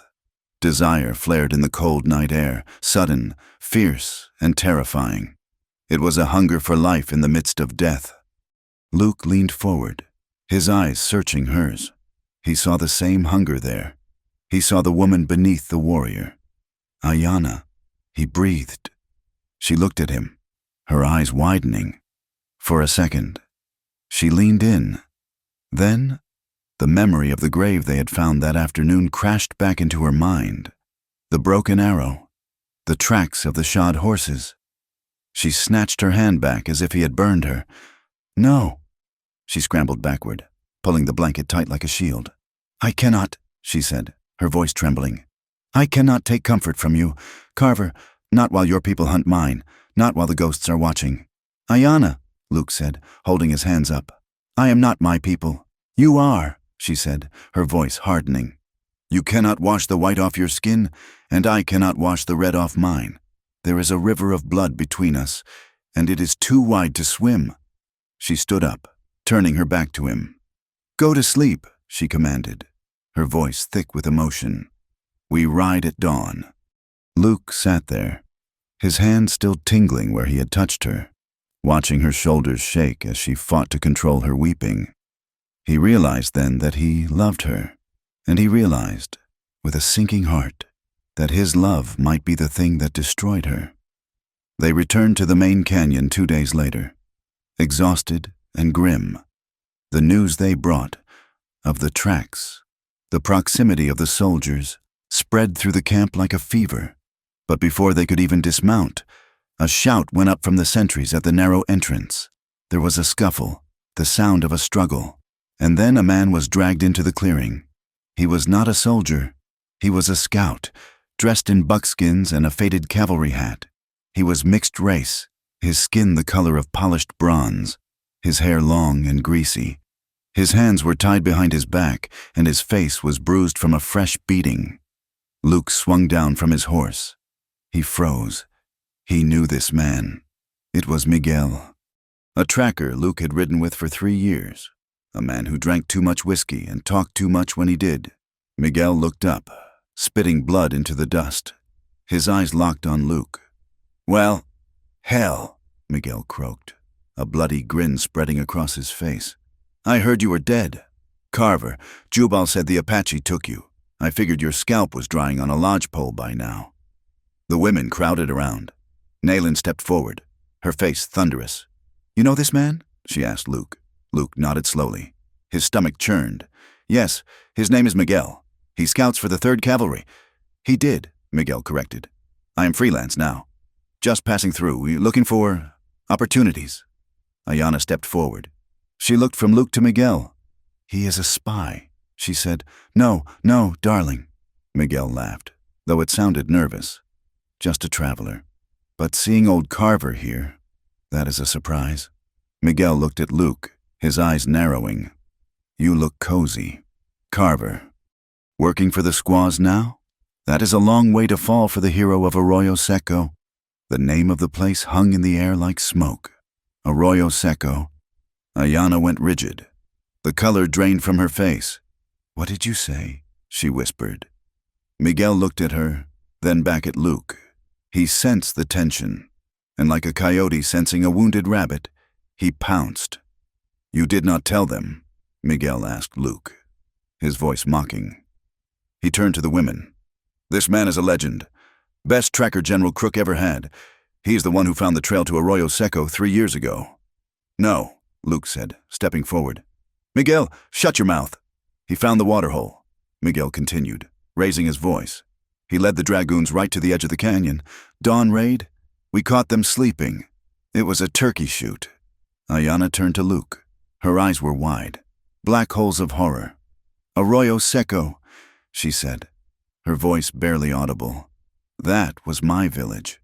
Luke felt the world drop out from under him. The blood roared in his ears. He remembered Arroyo Seco. He remembered the map. He remembered pointing the finger. Ayanna, you led them there. Ayanna said, it was not a question. Luke looked at her. He could not lie. Not to her. Not anymore. I tracked a raiding party, Luke said, his voice pleading. They told me it was a war camp. They told me it was the men who had burned the freight wagons. I did not know there were families. I did not know it was a village. But you led them. Ayanna screamed. The sound tore through the canyon. You led them. She lunged at him, her knife flashing in her hand. 2 of the other women grabbed her, holding her back. She struggled, screaming, tears streaming down her face. You killed him! You killed my son! You pointed the gun! Luke stood there. He did not move. He did not try to defend himself. The guilt he had carried for years suddenly had a face. It had a name. It had the eyes of the woman he loved. "I did not know," Luke whispered. But the words were ash in his mouth. Miguel watched, a cruel smile on his lips. He had thrown the match, and now he was watching the fire burn. "Tie him!" Nayland roared. The old warriors rushed Luke. He did not fight. They slammed him against the post, the same post he had been tied to when he first arrived. They bound his hands so tight the rope cut into his skin. Ayana broke free from the women. She stood before him, her chest heaving, her face wet with tears. "I trusted you," she sobbed. "I let you touch my hand. I am sorry," Luke said. Tears blurred his own vision. "Ayana, I would give my life to change it." "Your life is not enough," she shrieked. "It is not enough." The council that followed was a storm of fury. The women gathered in a tight circle, their voices overlapping in a cacophony of grief and rage. The revelation had shattered the fragile trust Luke had built. He was no longer the rancher who fixed fences. He was the architect of their destruction. "Kill him," Ayana demanded, pacing the circle like a trapped cat. "He is a murderer. He is the reason we are hiding in this hole. He deserves to die slowly. He has saved us." "Too," Sani argued, though her voice was shaking. "He saved my boy. He fixed the well. He did it to save his own skin." Ayana countered. "He is a liar. He has been lying every day. Every time he looked at us. He knew what he had done. He did not know it was your village," Nayland said quietly. "It does not matter," Ayana screamed. "The dead do not care what he knew." She turned to Nalin, pointing a trembling finger at Luke, who sagged against the post, his head hanging low. "If we let him live, we insult every ghost in the ground. We invite the bad spirits. He must die." Tonight, the women debated. The moral tangle was raw and bitter. Some wanted revenge. Some, the more pragmatic ones, looked at the coming war and wondered if they could afford to kill their only military advisor. But the pain was too fresh. The name Arroyo Seco was a wound that would not close. "We will vote," Nalin decided. She picked up a black stone and a white stone. Luke watched them. He felt a strange sense of calm. He deserved this. He had always known, deep down, that the past would catch him. He looked at Ayana. She was staring at him with a hatred that broke his heart, but he did not blame her. "If you are going to do it," Luke said, his voice carrying across the silence, "do it quick." He looked at Ayana. "I only ask one thing. If the soldiers come, hide the children high up. Do not let them fight. Promise me." Ayana stared at him. She saw the resignation in his eyes. She saw the acceptance. He was not begging for his life.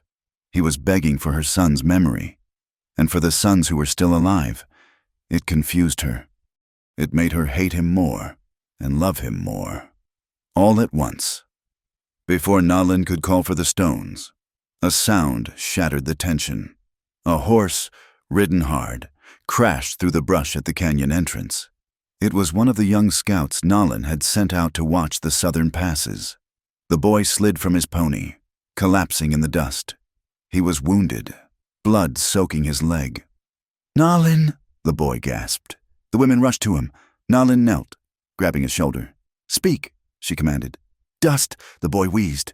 "Huge dust. The blue coats. They are not 3 days away. They forced the march. They are at the Black Rocks." He looked up, his eyes wide with panic. "They will be here by sunset." The camp went silent. Sunset was 4 hours away. The argument over Luke's life evaporated instantly, replaced by the cold reality of imminent annihilation. "We fight," Nalin said, standing up. Her voice was steel. "Gather the weapons. Move the children to the caves." She looked at Luke, still tied to the post. "And him?" Ayana asked, her voice trembling. Nayland looked at Luke. Then she looked at the terrified faces of her people.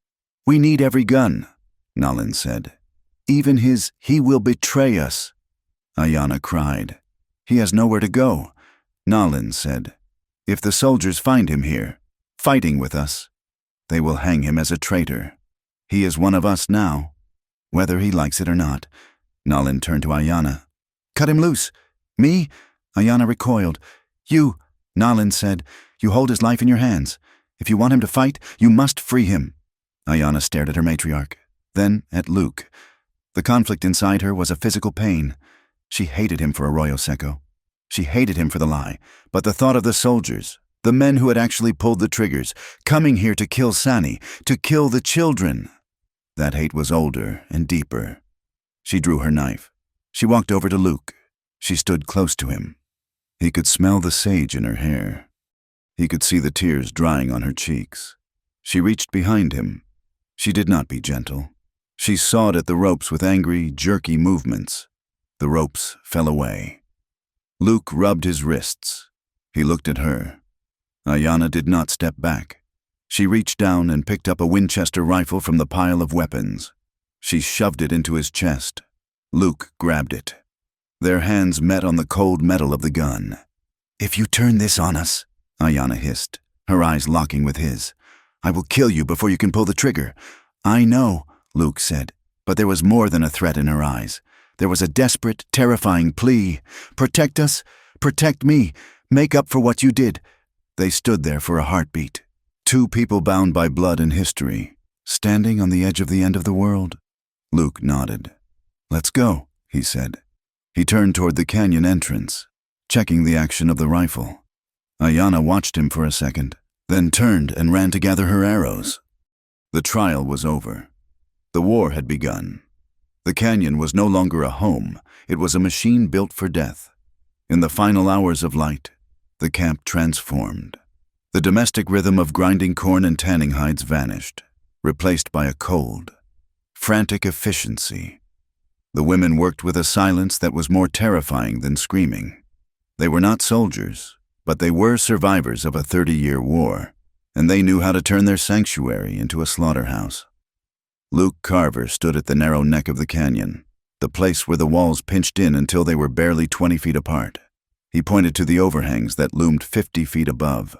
"Stack the heavy stones there," Luke said, his voice raspy. "And there.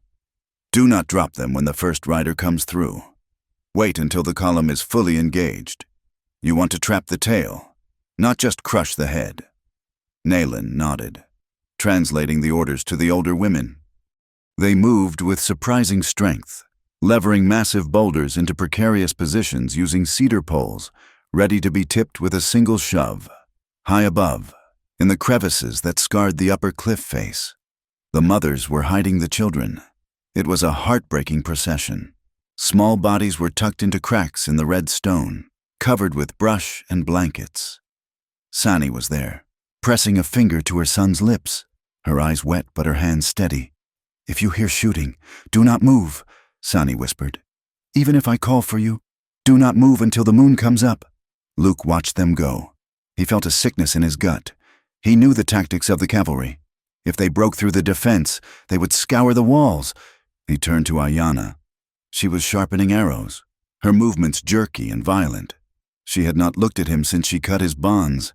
The anger was still radiating off her, but it was mixed now with a terrified focus. "Ayanna," Luke said. She did not look up. "Save your breath. Carver, save it for the shooting." Luke grabbed her wrist. The contact was startling. She froze, the knife hovering over the arrow shaft. "Listen to me," Luke said, his voice low and urgent. "The kill box will hold them for a while, but if they have mountain howitzers, they will blast through the rock fall. We have no cannons," Ayanna hissed, pulling her arm away. "We have rocks and hate. If they flank," Luke continued, ignoring her hostility, "they will come up the goat trail on the south ridge. It is steep, but a determined man can climb it. If they get up there, they will be above the children." Ayanna's eyes widened. She looked up at the south ridge, a jagged spine of rock that looked impassable, but offered a blind spot to the main defenses. "I will watch the ridge," Ayanna said. "No," Luke said. "You are the best shot with the bow.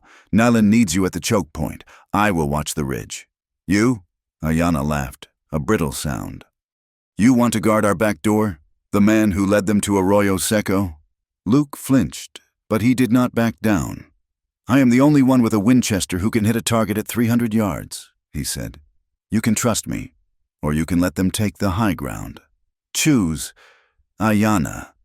She stared at him. The history between them, the betrayal, the almost kiss, the shared labor, hung in the air, heavy as the thunderheads gathering in the south. She reached into a pouch at her waist and pulled out a handful of cartridges. She slammed them into his chest. "Do not miss," she said. The army arrived an hour before sunset. They did not come quietly. They came with the arrogance of a force that expected to sweep up refuse, not fight a battle. A dust cloud, thick and brown, heralded their approach long before the glint of brass buttons or the sheen of carbine barrels became visible. Captain Silas Thorne rode at the head of the column. He was a man tired of the dust, tired of the heat, and tired of chasing shadows. His intelligence report said this was a camp of stragglers. Women, old men, broken remnants. "Keep your eyes open," Thorne shouted to his lieutenant, "but do not expect much of a fight. They will likely scatter like quail." The column moved into the shadow of the canyon entrance. The horses' hooves clattered on the stone. The soldiers looked up at the towering walls, uneasily adjusting their grips on their Springfield carbines. They felt the oppression of the rock, the way the canyon seemed to be holding its breath. High above, hidden behind a screen of sagebrush, Nalin watched. She raised her hand. "Wait," she whispered to the darkness. The lead riders passed the choke point. The main body of the troop entered the narrow corridor. They were bunching up, anxious to get through the shadows. "Now!" Nalin screamed. The canyon exploded. It did not begin with gunfire. It began with the earth falling. The women on the rim shoved the cedar poles, tons of red sandstone, carefully balanced for this moment, tipped into the void. The sound was deafening, a roar that drowned out the screams of men and horses. The rocks crashed down into the rear of the column, crushing wagons and blocking the retreat. Dust billowed up, instantly blinding the soldiers. Then the arrows came. They rained down from 50 different crevices, silent and deadly. The soldiers, trapped in the confusion and the dust, fired wildly at the cliffs, their bullets chipping uselessly against the stone. Luke was positioned on a high outcropping near the south ridge, overlooking the carnage. He had his rifle shouldered, his cheek pressed against the stock. He saw a sergeant rallying a group of men, trying to form a firing line to suppress the archers on the north wall. Luke took a breath. He let it out. He squeezed the trigger. The rifle bucked against his shoulder. Below, the sergeant's horse dropped, hit in the head. The sergeant went down in a tangle of limbs. Luke worked the lever. Clack, clack. He shifted his aim. A corporal was raising a pistol toward Nalen's position. Luke fired again. The dirt exploded at the corporal's feet. The man flinched, his shot going wide. Luke did not shoot to kill. Not yet. His hands shook with the effort of it. These were men wearing the uniform he had once served. They were men who wrote letters home to their mothers in Ohio and New York. But then he saw a trooper break from the chaos, charging toward a lower ledge where two older women were throwing stones. The trooper raised his saber, slashing down. One of the women fell, blood spraying from her neck. Something cold snapped in Luke's chest. The hesitation vanished. He tracked the trooper. He led the target by 6 inches. He fired. The trooper jerked backward, falling from his saddle, dead before he hit the ground. Luke felt a wave of nausea, followed by a grim, hollow resolve. He was no longer a scout. He was no longer a rancher. He was a defender of this canyon, and the price of admission was blood. The battle raged for 20 minutes, a chaotic swirl of noise and death. The soldiers, realizing they were trapped in a kill box, fought with the desperation of rats in a barrel. They dismounted, using their dead horses for cover, pouring disciplined fire into the cliff faces. Bullets whined off the rocks near Luke's head, stinging his face with stone splinters. He kept moving, firing, relocating, firing again. He was a ghost on the ridge, suppressing the soldiers' attempts to organize. Then he saw it, through the drifting smoke. He spotted movement to his right. A squad of 5 soldiers, led by a calm, bearded lieutenant, had slipped away from the main fight. They were scrambling up the steep goat trail Luke had warned about. They were moving fast, hand over hand, heading toward the upper shelf, the shelf where the children were hidden. Luke looked across the canyon. Ayanna was pinned down by heavy fire, unable to see the flank. Naylin was shouting orders, her attention focused on the center. There was no one else. Luke abandoned his cover. He scrambled down from his perch, sliding on the loose shale, hitting the canyon floor at a dead run. He had to cross 50 yards of open ground to reach the base of the goat trail. He sprinted. "Hey!" a soldier shouted from the main group. "There!" Bullets kicked up geysers of dust around his boots. Zip, crack, zip. Luke did not slow down. He pumped his arms, his lungs burning. He reached the base of the trail just as the first soldier in the flanking squad pulled himself over the lip of the ridge. Luke raised his rifle. "Drop it!" Luke roared. The lieutenant turned, startled to see a white man in the midst of the Apache. He hesitated for a fraction of a second. That hesitation saved the children. Luke fired. The lieutenant took the round in the chest and fell backward, knocking the man behind him off balance. But the other 3 soldiers opened fire. Luke felt a sledgehammer hit his left shoulder. The impact spun him around, knocking the rifle from his hand. He hit the ground hard, the world dissolving into a haze of white light and agony. He groaned, trying to reach for his pistol, but his left arm was useless, a dead weight of fire. The remaining soldiers were scrambling up, weapons raised to finish him. Then, a shadow fell over him. Ayanna slid into the dust beside him, her bow singing. "Thwip!" The lead soldier gasped, an arrow sprouting from his throat. "Thwip!" The second soldier took an arrow in the thigh and tumbled down the slope, screaming.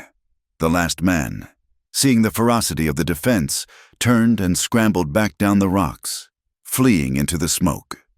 Ayanna dropped her bow and grabbed Luke's collar, dragging him behind a boulder just as a volley of carbine fire chewed up the ground where he had been lying. "You fool!" Ayanna screamed at him, her face streaked with soot and tears. "You reckless, white fool!" Luke looked up at her, his vision swimming. He clutched his shoulder, blood leaking between his fingers. "The children!" Luke gasped. They were going for the children. Ayanna looked up at the ridge, then back at him. She saw the truth of it. He had run into the fire for them, for her son's memory. She ripped a strip of cloth from her skirt and jammed it into the wound. Luke cried out, arching his back. "Stay down," Ayanna ordered, her voice shaking. "Do not die, Carver. I have not decided if I forgive you yet." The tide turned, but the cost was high.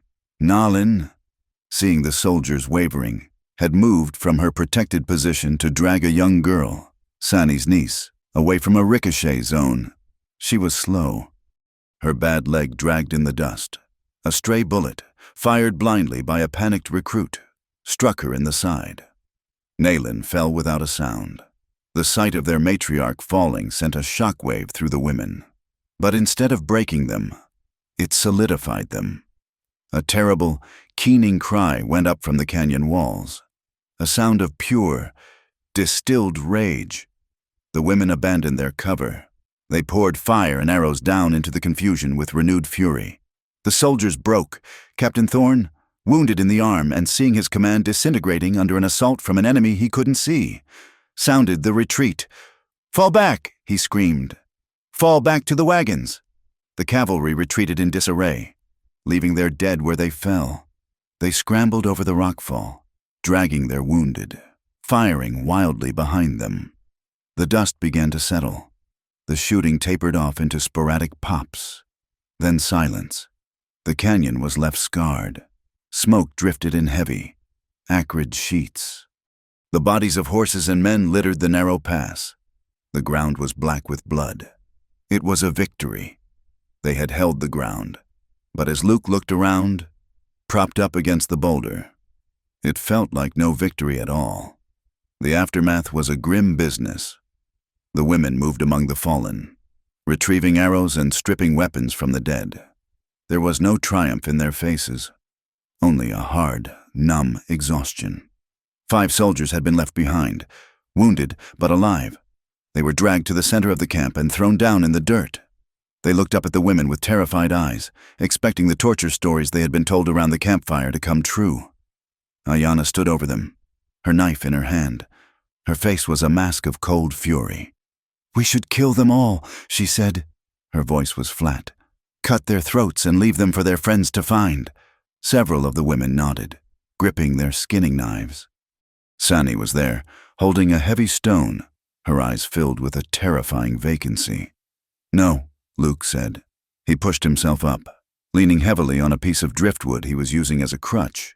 His left arm was bound tight against his chest, the sling dark with fresh blood. He limped into the circle. "No killing." Ayanna spun on him. "Look around you. Carver, look at Nalin." She pointed to where the matriarch lay on a buffalo robe, her breathing shallow and wet. The medicine woman was working on her, but the look on her face said everything. "They came to kill us," Ayanna shouted. "They came to kill the babies. And you want mercy?" "I do not want mercy," Luke said, swaying slightly. "I want survival." He looked at the captured soldiers. They were young, terrified. One was crying. "If you kill them," Luke said, his voice gaining strength, "the army will not stop. They will come back with 1,000 men. They will burn the mountains down to get to you. They will say you are monsters who massacre prisoners."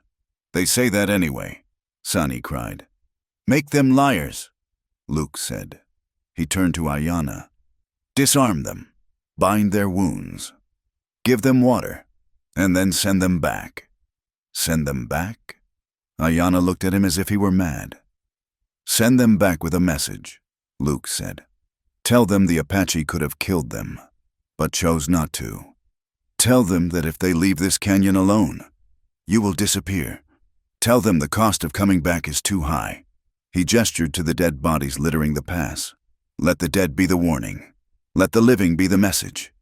Ayanna stepped close to him. She smelled of blood and gunpowder. "Does sparing them erase what they did?" she asked, her voice trembling with the weight of her grief. "Does it bring back my husband? Does it bring back your Sarah? Does it save Nalin?" "No," Luke said softly. "It erases nothing. It fixes nothing." He looked her in the eye. "But adding 5 more bodies to the pile will not bring them back either. It just makes the pile higher. It just makes the nightmare longer." He looked at the women standing in the circle. "You are not them," Luke said. "Do not become them." The silence stretched, taut as a bowstring. The women looked at the soldiers, then at Luke, then at Nalin's motionless form. Finally, Ayanna lowered her knife. She looked at the soldiers. "Take their boots," she commanded. "Take their guns. Take their horses." She turned to Luke. "Let them walk back to the fort barefoot. Let them tell their colonel that the women of the canyon gave them their lives." The tension broke. The women moved in, stripping the soldiers of their gear. But Ayanna stopped at the last man. He was a corporal with a thick mustache, the man Luke had seen shooting the older woman at the beginning of the fight, the man who had laughed as she fell. Not him. Ayanna said. Luke started to speak, but Ayanna held up a hand. "No, Carver. You get your message, but justice must be paid. This one enjoyed it." Luke looked at the corporal's eyes. They were mean, hard eyes, even in fear. He remembered the way the man had slashed down with his saber. Luke nodded slowly. He stepped back. He did not ask what would happen. He turned away as the women dragged the corporal toward the deep shadows at the back of the canyon. He heard a single, muffled scream, and then silence. It was a gray world. There were no clean choices. There was only the necessary balance of blood. Nalin died at dawn. The sky was turning a soft, bruised purple in the east, the light touching the highest peaks of the mountains. The camp was quiet, save for the low chanting of the medicine woman. Luke and Ayanna sat on either side of the buffalo robe. Nalin's face was gray, her skin like parchment paper. She had lost too much blood. She opened her eyes. They were cloudy, but the sharp intelligence was still there, flickering like a dying candle. "Ayanna," she whispered. "I am here." "Mother," Ayanna said, gripping the old woman's hand. "Do not stay here," Nalin rasped. "The canyon is poison now. The soldiers will return. We will fight them again," Ayanna said. weeping. "No," Nalin said. "No more fighting. Choose life, daughter. Not just mourning. You have mourned enough for 10 lifetimes. Find a place where the corn will grow." She turned her head, the movement costing her visible effort. She looked at Luke. "Carver, I'm here." "Nalin," Luke said. "Your debt is paid," she whispered. "You bled for the children. You are released." Luke swallowed hard. He felt the tears pricking his eyes. "Thank you, but," Nalin continued, her voice fading to a thread, "a man must decide where his heart lives. You can go back to your people, or you can stand with your family." She squeezed Ayana's hand. "Choose well." She breathed. She closed her eyes.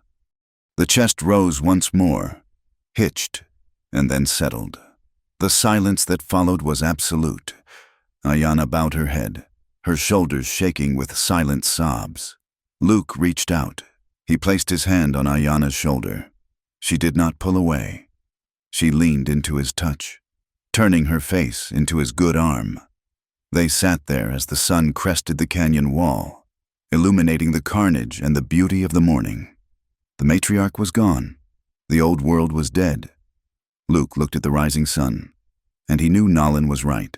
The debt was paid. He was free to go. He could walk out of this canyon, ride back to his ranch, and forget he had ever known the name Ayana. But as he felt the warmth of her grief against his side, he knew that was a lie. He was not free. He was bound tighter than he had ever been by ropes. He was bound by the blood on the ground, by the bullet in his shoulder, and by the fierce, terrified love beating in his chest. The battle was over, but the journey was just beginning. The canyon, once their fortress, now smelled of death. The bodies of the soldiers had been dragged a mile down the trail, left as a grim warning, but the scent of blood and expended powder clung to the red rocks like a second skin. The victory, if it could be called that, was a hollow thing.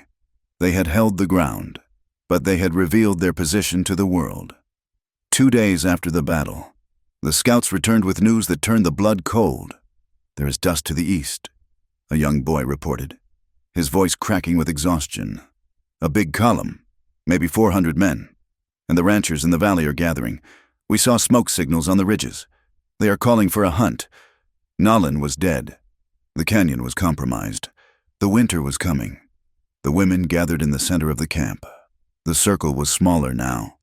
There were empty spaces where faces had been just days before. Ayana stood at the head of the fire, her arm bandaged where a rock splinter had sliced her skin. Luke stood at the periphery, his left arm in a sling, his face pale under the deep tan and grime. "We cannot stay," Ayana said. Her voice was flat, stripped of all illusion. "If we stay, we die. They will bring the mountain guns next time. They will bring the Indian scouts who know how to root us out like badgers. Then we must go to the reservation," Sani said. She was holding her son tight against her chest. Her eyes were red from weeping. "At least there's food there. At least the shooting stops." "There is no food there," Ayana countered sharply. "There is rot. There is disease. I have heard the stories. Sani, the beef they send is maggot-ridden. The blankets are thin. The spirit dies before the body does. I will not take my sister's children to a cage." "Then where?" asked Chi, the elder. "We cannot go north. The soldiers are thick as locusts. We cannot go east. We go south," Ayana said. She pointed toward the jagged horizon where the mountains dissolved into the harsh Mexican borderlands. "South?" Chi spat. "That is a death march. The water holes are dry. The Mexican army hates us as much as the Americans do. There are rumors." Luke spoke up. The women turned to him. He stepped forward, leaning on his rifle. He felt the weight of their gaze, not as an enemy anymore, but as something strange and necessary. "I heard talk in the settlements before I came here." Luke said, "There's a valley south of the border, near the Sierra Madre, a place where the lines on the map do not matter so much. They say there are communities there, Apache, Mexican, runaway slaves, white outlaws, people who just want to be left alone. It is a long way," Sani whispered. 300 miles, Luke said. Maybe more. And every mile will be hostile. We will have to move at night. We will have to avoid the towns. We will be ghosts. He looked at Ayanna. I can guide you through the white lands. I know the patrols. I know how the cavalry thinks. I can get you to the border. And then? Ayanna asked. Then we survive, Luke said. Or we do not, but we do it free. The debate raged for hours. It was a terrifying choice. To surrender was to accept a slow, humiliating death of the soul. To run was to risk a violent death of the body. Sani looked at her son. She looked at the canyon walls that had been their home. She looked at Ayanna, whose face was set like stone. I would rather my son die thirsty in the desert than live in chains, Sani said softly. The decision was made. They would run. The departure was not a flight. It was a funeral procession for a way of life. They took only what they could carry. The heavy grinding stones were left behind. The extra hides, the heavy lodge poles, the trinkets, all abandoned. Before they left, they gathered at Nalin's grave. It was a fresh mound of stones near the spring. Ayanna knelt, placing a small pouch of corn pollen on the rocks. We leave you here to guard the water. Mother, Ayanna whispered, we will carry your name to the new place. Luke stood back, feeling like an intruder in this sacred moment of grief. But then Ayanna turned and beckoned to him. Come, she said. Luke walked to the grave. She accepted you. Ayanna said, you should say goodbye. Luke looked down at the stones. He remembered the old woman's fierce eyes, her sharp tongue, and the final mercy she had granted him. Goodbye. Nalin, Luke said softly. Thank you for the life. He reached into his pocket and pulled out a small, folding knife, one of the few things the women had let him keep after the battle. He placed it on the stones. For the journey, he said. They walked out of the canyon at dusk, leaving the fires burning to trick any scouts who might be watching. They did not look back. The rocky walls, which had been a prison for Luke and a fortress for the women, faded into the purple shadows of the twilight. They were homeless now, adrift in a sea of sagebrush and silence. The journey was a crucible. The land they crossed was beautiful and cruel. It was a landscape of vast, empty basins and jagged mountain ranges that tore at the sky. The heat during the day was a physical weight, a hammer that beat against their skulls. The cold at night was a knife that slipped through their thin blankets. They moved like shadows. They slept during the day, hiding in dry washes or under the overhangs of cliffs, huddled together for warmth and camouflage. They walked at night, navigating by the stars and the shape of the ridges. Luke rode point, scouting ahead on the black stallion. Ayanna rode the rear guard. They communicated with hand signals and bird calls, a silent language they had forged in the fire of the canyon. On the fourth day, the water ran out. They were crossing a stretch of alkali flats, a white, blinding expanse of salt and dust. The canteens were dry. The horses hung their heads, their tongues swollen. The children stopped crying because they no longer had the moisture for tears. We have to stop, Sani rasped, her lips cracked and bleeding. The little ones cannot walk. Luke looked at the horizon. There was a faint line of green willows 10 miles to the south. There is a soak there, Luke said. I remember it from a campaign 5 years ago. Coyote Springs. 5 years is a long time in the desert, Ayanna said, her voice rough. We have no choice, Luke said. He gave his horse to Sani, lifting her and her son into the saddle. He walked beside Ayanna. He gave her his arm when she stumbled, and she took it. They walked in a daze, putting one foot in front of the other, driven only by the terrifying will to live. When they reached the willows, the spring was a muddy depression, trampled by cattle, but there was water. They dug with their hands, frantic as animals. They waited for the brown sludge to seep into the holes. They drank it through straining cloths. It tasted of mud and cow manure, but it was the sweetest thing Luke had ever tasted. That night, they camped in the thicket. They dared not light a fire. The darkness was absolute. Luke sat apart from the group, keeping watch. His shoulder throbbed with a dull, sickening ache. The bullet wound was healing, but the infection was a constant threat. He heard a twig snap. Ayanna sat down beside him. She held a small gourd of salve made from grease and crushed herbs. "Your shoulder," she said. Luke unbuttoned his shirt, exposing the angry red pucker of the wound. Ayanna's fingers were cool and gentle as she applied the salve. The smell of the herbs was sharp, cutting through the scent of dust. "You are burning," Ayanna murmured. "It is just the walking." Luke lied. Ayanna finished and sat back, but she did not leave. She pulled her blanket around her shoulders. The night air was biting. "You gave your horse to Sani," she said. "She needed it. You walked 10 miles on a bad leg and a worse shoulder. I am the mule, remember?" Luke smiled faintly in the dark. "That is what Nalin said. I am the beast of burden." "You are not a mule," Ayanna said. Her voice was low, trembling slightly. "You are a fool. A brave, stupid fool." She looked at him. The moon had risen, painting her face in silver and shadow. The exhaustion had stripped away her defenses. The anger that had fueled her for so long was gone, burned away by the desert sun. All that was left was the woman. Luke reached out and took her hand. This time, she did not pull away. "We might not make it," Luke whispered. "The border is still 100 miles away." "I know," Ayanna said. "If we die out here, I want you to know." "Know what?" "That I would choose this," Luke said. "I would choose dying in the dust with you over living 100 years in that cabin without you." Ayanna let out a small, choked sound. She moved closer. The space between them vanished. "Do not talk of dying," she whispered fiercely. "Talk of living." She leaned in and kissed him. It was not a gentle kiss. It was desperate. It tasted of salt and grief, and an overwhelming, terrifying hunger. It was the collision of two people who had lost everything but each other. Luke wrapped his good arm around her, pulling her against him. He felt the heat of her body through the rough buckskin. He felt her heart hammering against his chest.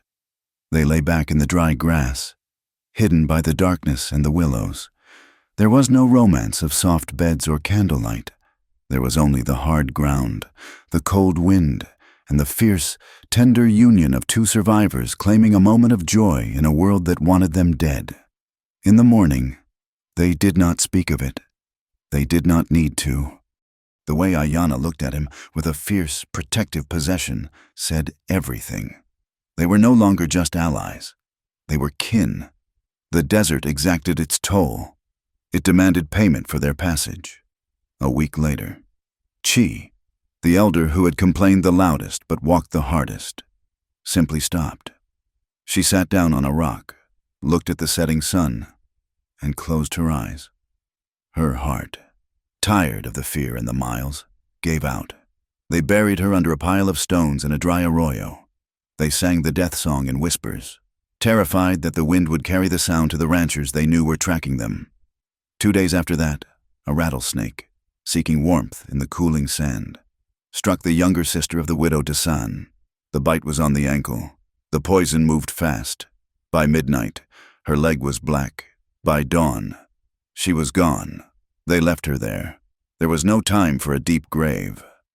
The patrol they had been dodging, a group of vigilantes from a mining town, was less than 5 miles behind them. "We have to move," Luke urged, his voice harsh with necessity. "If we stop to mourn, we all join her." Ayanna forced the grieving sister to her feet. They walked on, leaving another piece of their hearts in the dust. The final test was the river. It was not the Rio Grande, but a swollen tributary, fed by sudden storms in the north. The water was brown and angry, churning with debris. It was wide, and the current was fast. "We have to cross," Luke shouted over the roar of the water. "The trackers are behind us. The river will hide our trail."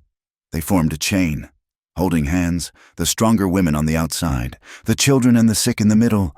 They stepped into the icy water. The current pulled at them, trying to drag them down. Halfway across, the water rose to their chests.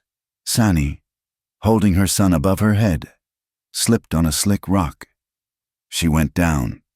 The current took her instantly. "Sani!" Ayanna screamed. Luke did not hesitate. He lunged, releasing the hand of the woman next to him. He dove into the brown water. He thrashed, fighting the weight of his boots and the pain in his shoulder. He saw Sani's head bob up, gasping.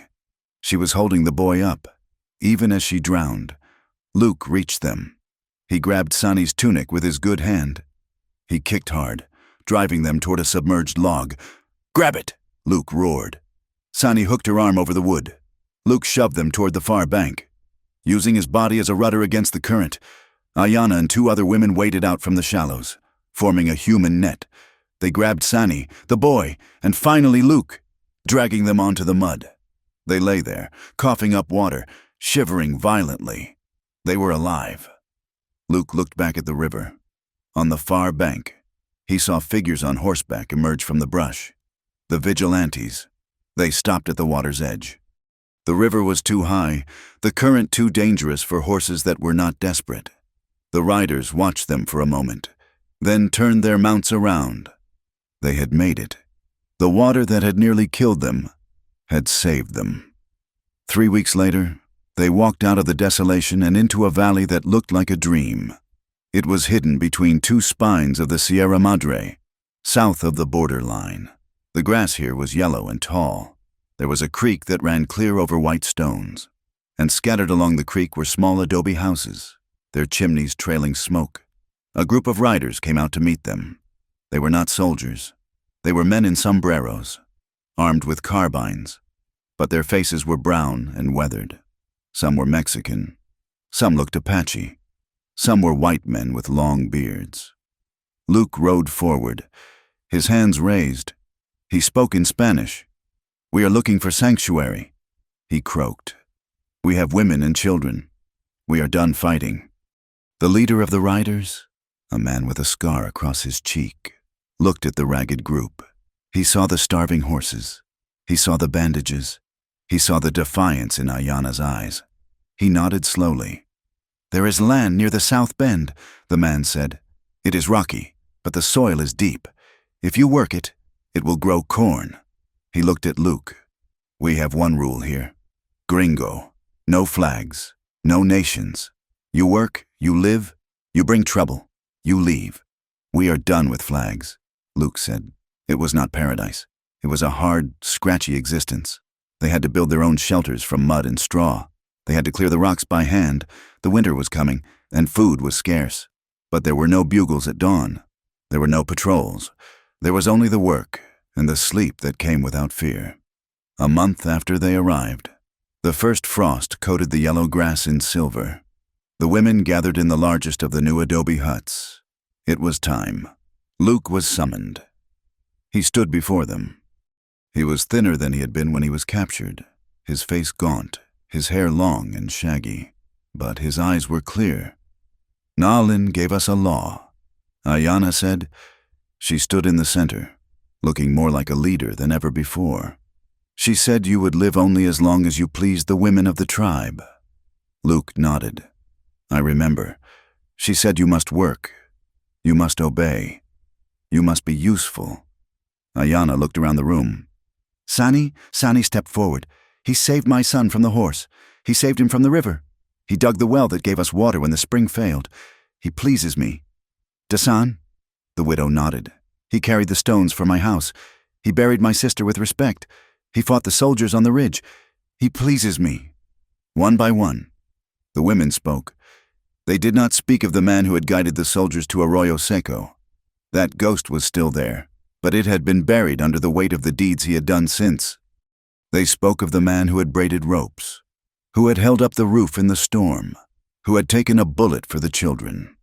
"He has paid the debt," an older woman said. "He is free." Ayanna turned to Luke. "You are released. Luke Carver," she said formally. "The debt is gone. You are free to leave. You can go north. You can go to the white settlements. You are no longer a prisoner." The room was silent. They waited. Luke looked at the door. It led to the open valley, to the road that could take him back to a world where he spoke the language, where he could be a rancher again, where he didn't have to be a pariah. He looked back at the women. He looked at Sani's son, playing in the corner. He looked at Ayanna. He saw the fear in her eyes, hidden deep behind the stoic mask. She was releasing him because she loved him enough to let him go. Luke took a step forward. He did not speak in English. He spoke in the halting, broken Apache he had learned over the months of captivity. Shika. My family. He pointed to the floor of the hut. Shiani. My home. He looked at Ayana. I do not want to go north, he said, switching to English so there would be no mistake. There is nothing there for me but graves. He walked up to her. He did not touch her, out of respect for the council, but his eyes held hers. I asked to stay. Not as a prisoner, not as a servant. He took a breath. I asked to stay as a partner, to plant the corn, to watch the ridge, to build the house. He paused. Will you have me? Ayana stared at him. Her mask crumbled. A smile, small and trembling, broke through the severity of her face. It will be hard work, she said softly. The ground is rocky. I have strong hands. Luke said, We are stubborn people, she warned. I am a stubborn man. Ayana reached out and took his hand. She squeezed it, her calloused palm rough against his. Then stay. Luke Carver, stay and be one of us. The sun was setting over the Sierra Madre, painting the sky in violent streaks of orange and violet. The wind coming down from the peaks was cold, carrying the scent of pine and coming snow.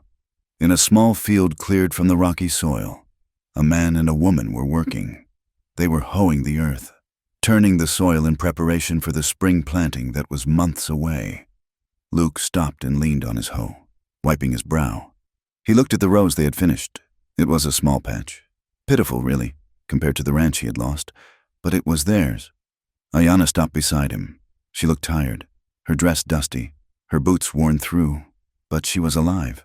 She looked at him and smirked. You missed a spot. White man. Luke laughed. It was a rusty sound, unused for years, but it felt good in his chest. I left it for you, he said. I didn't want you to get bored. She bumped her shoulder against his.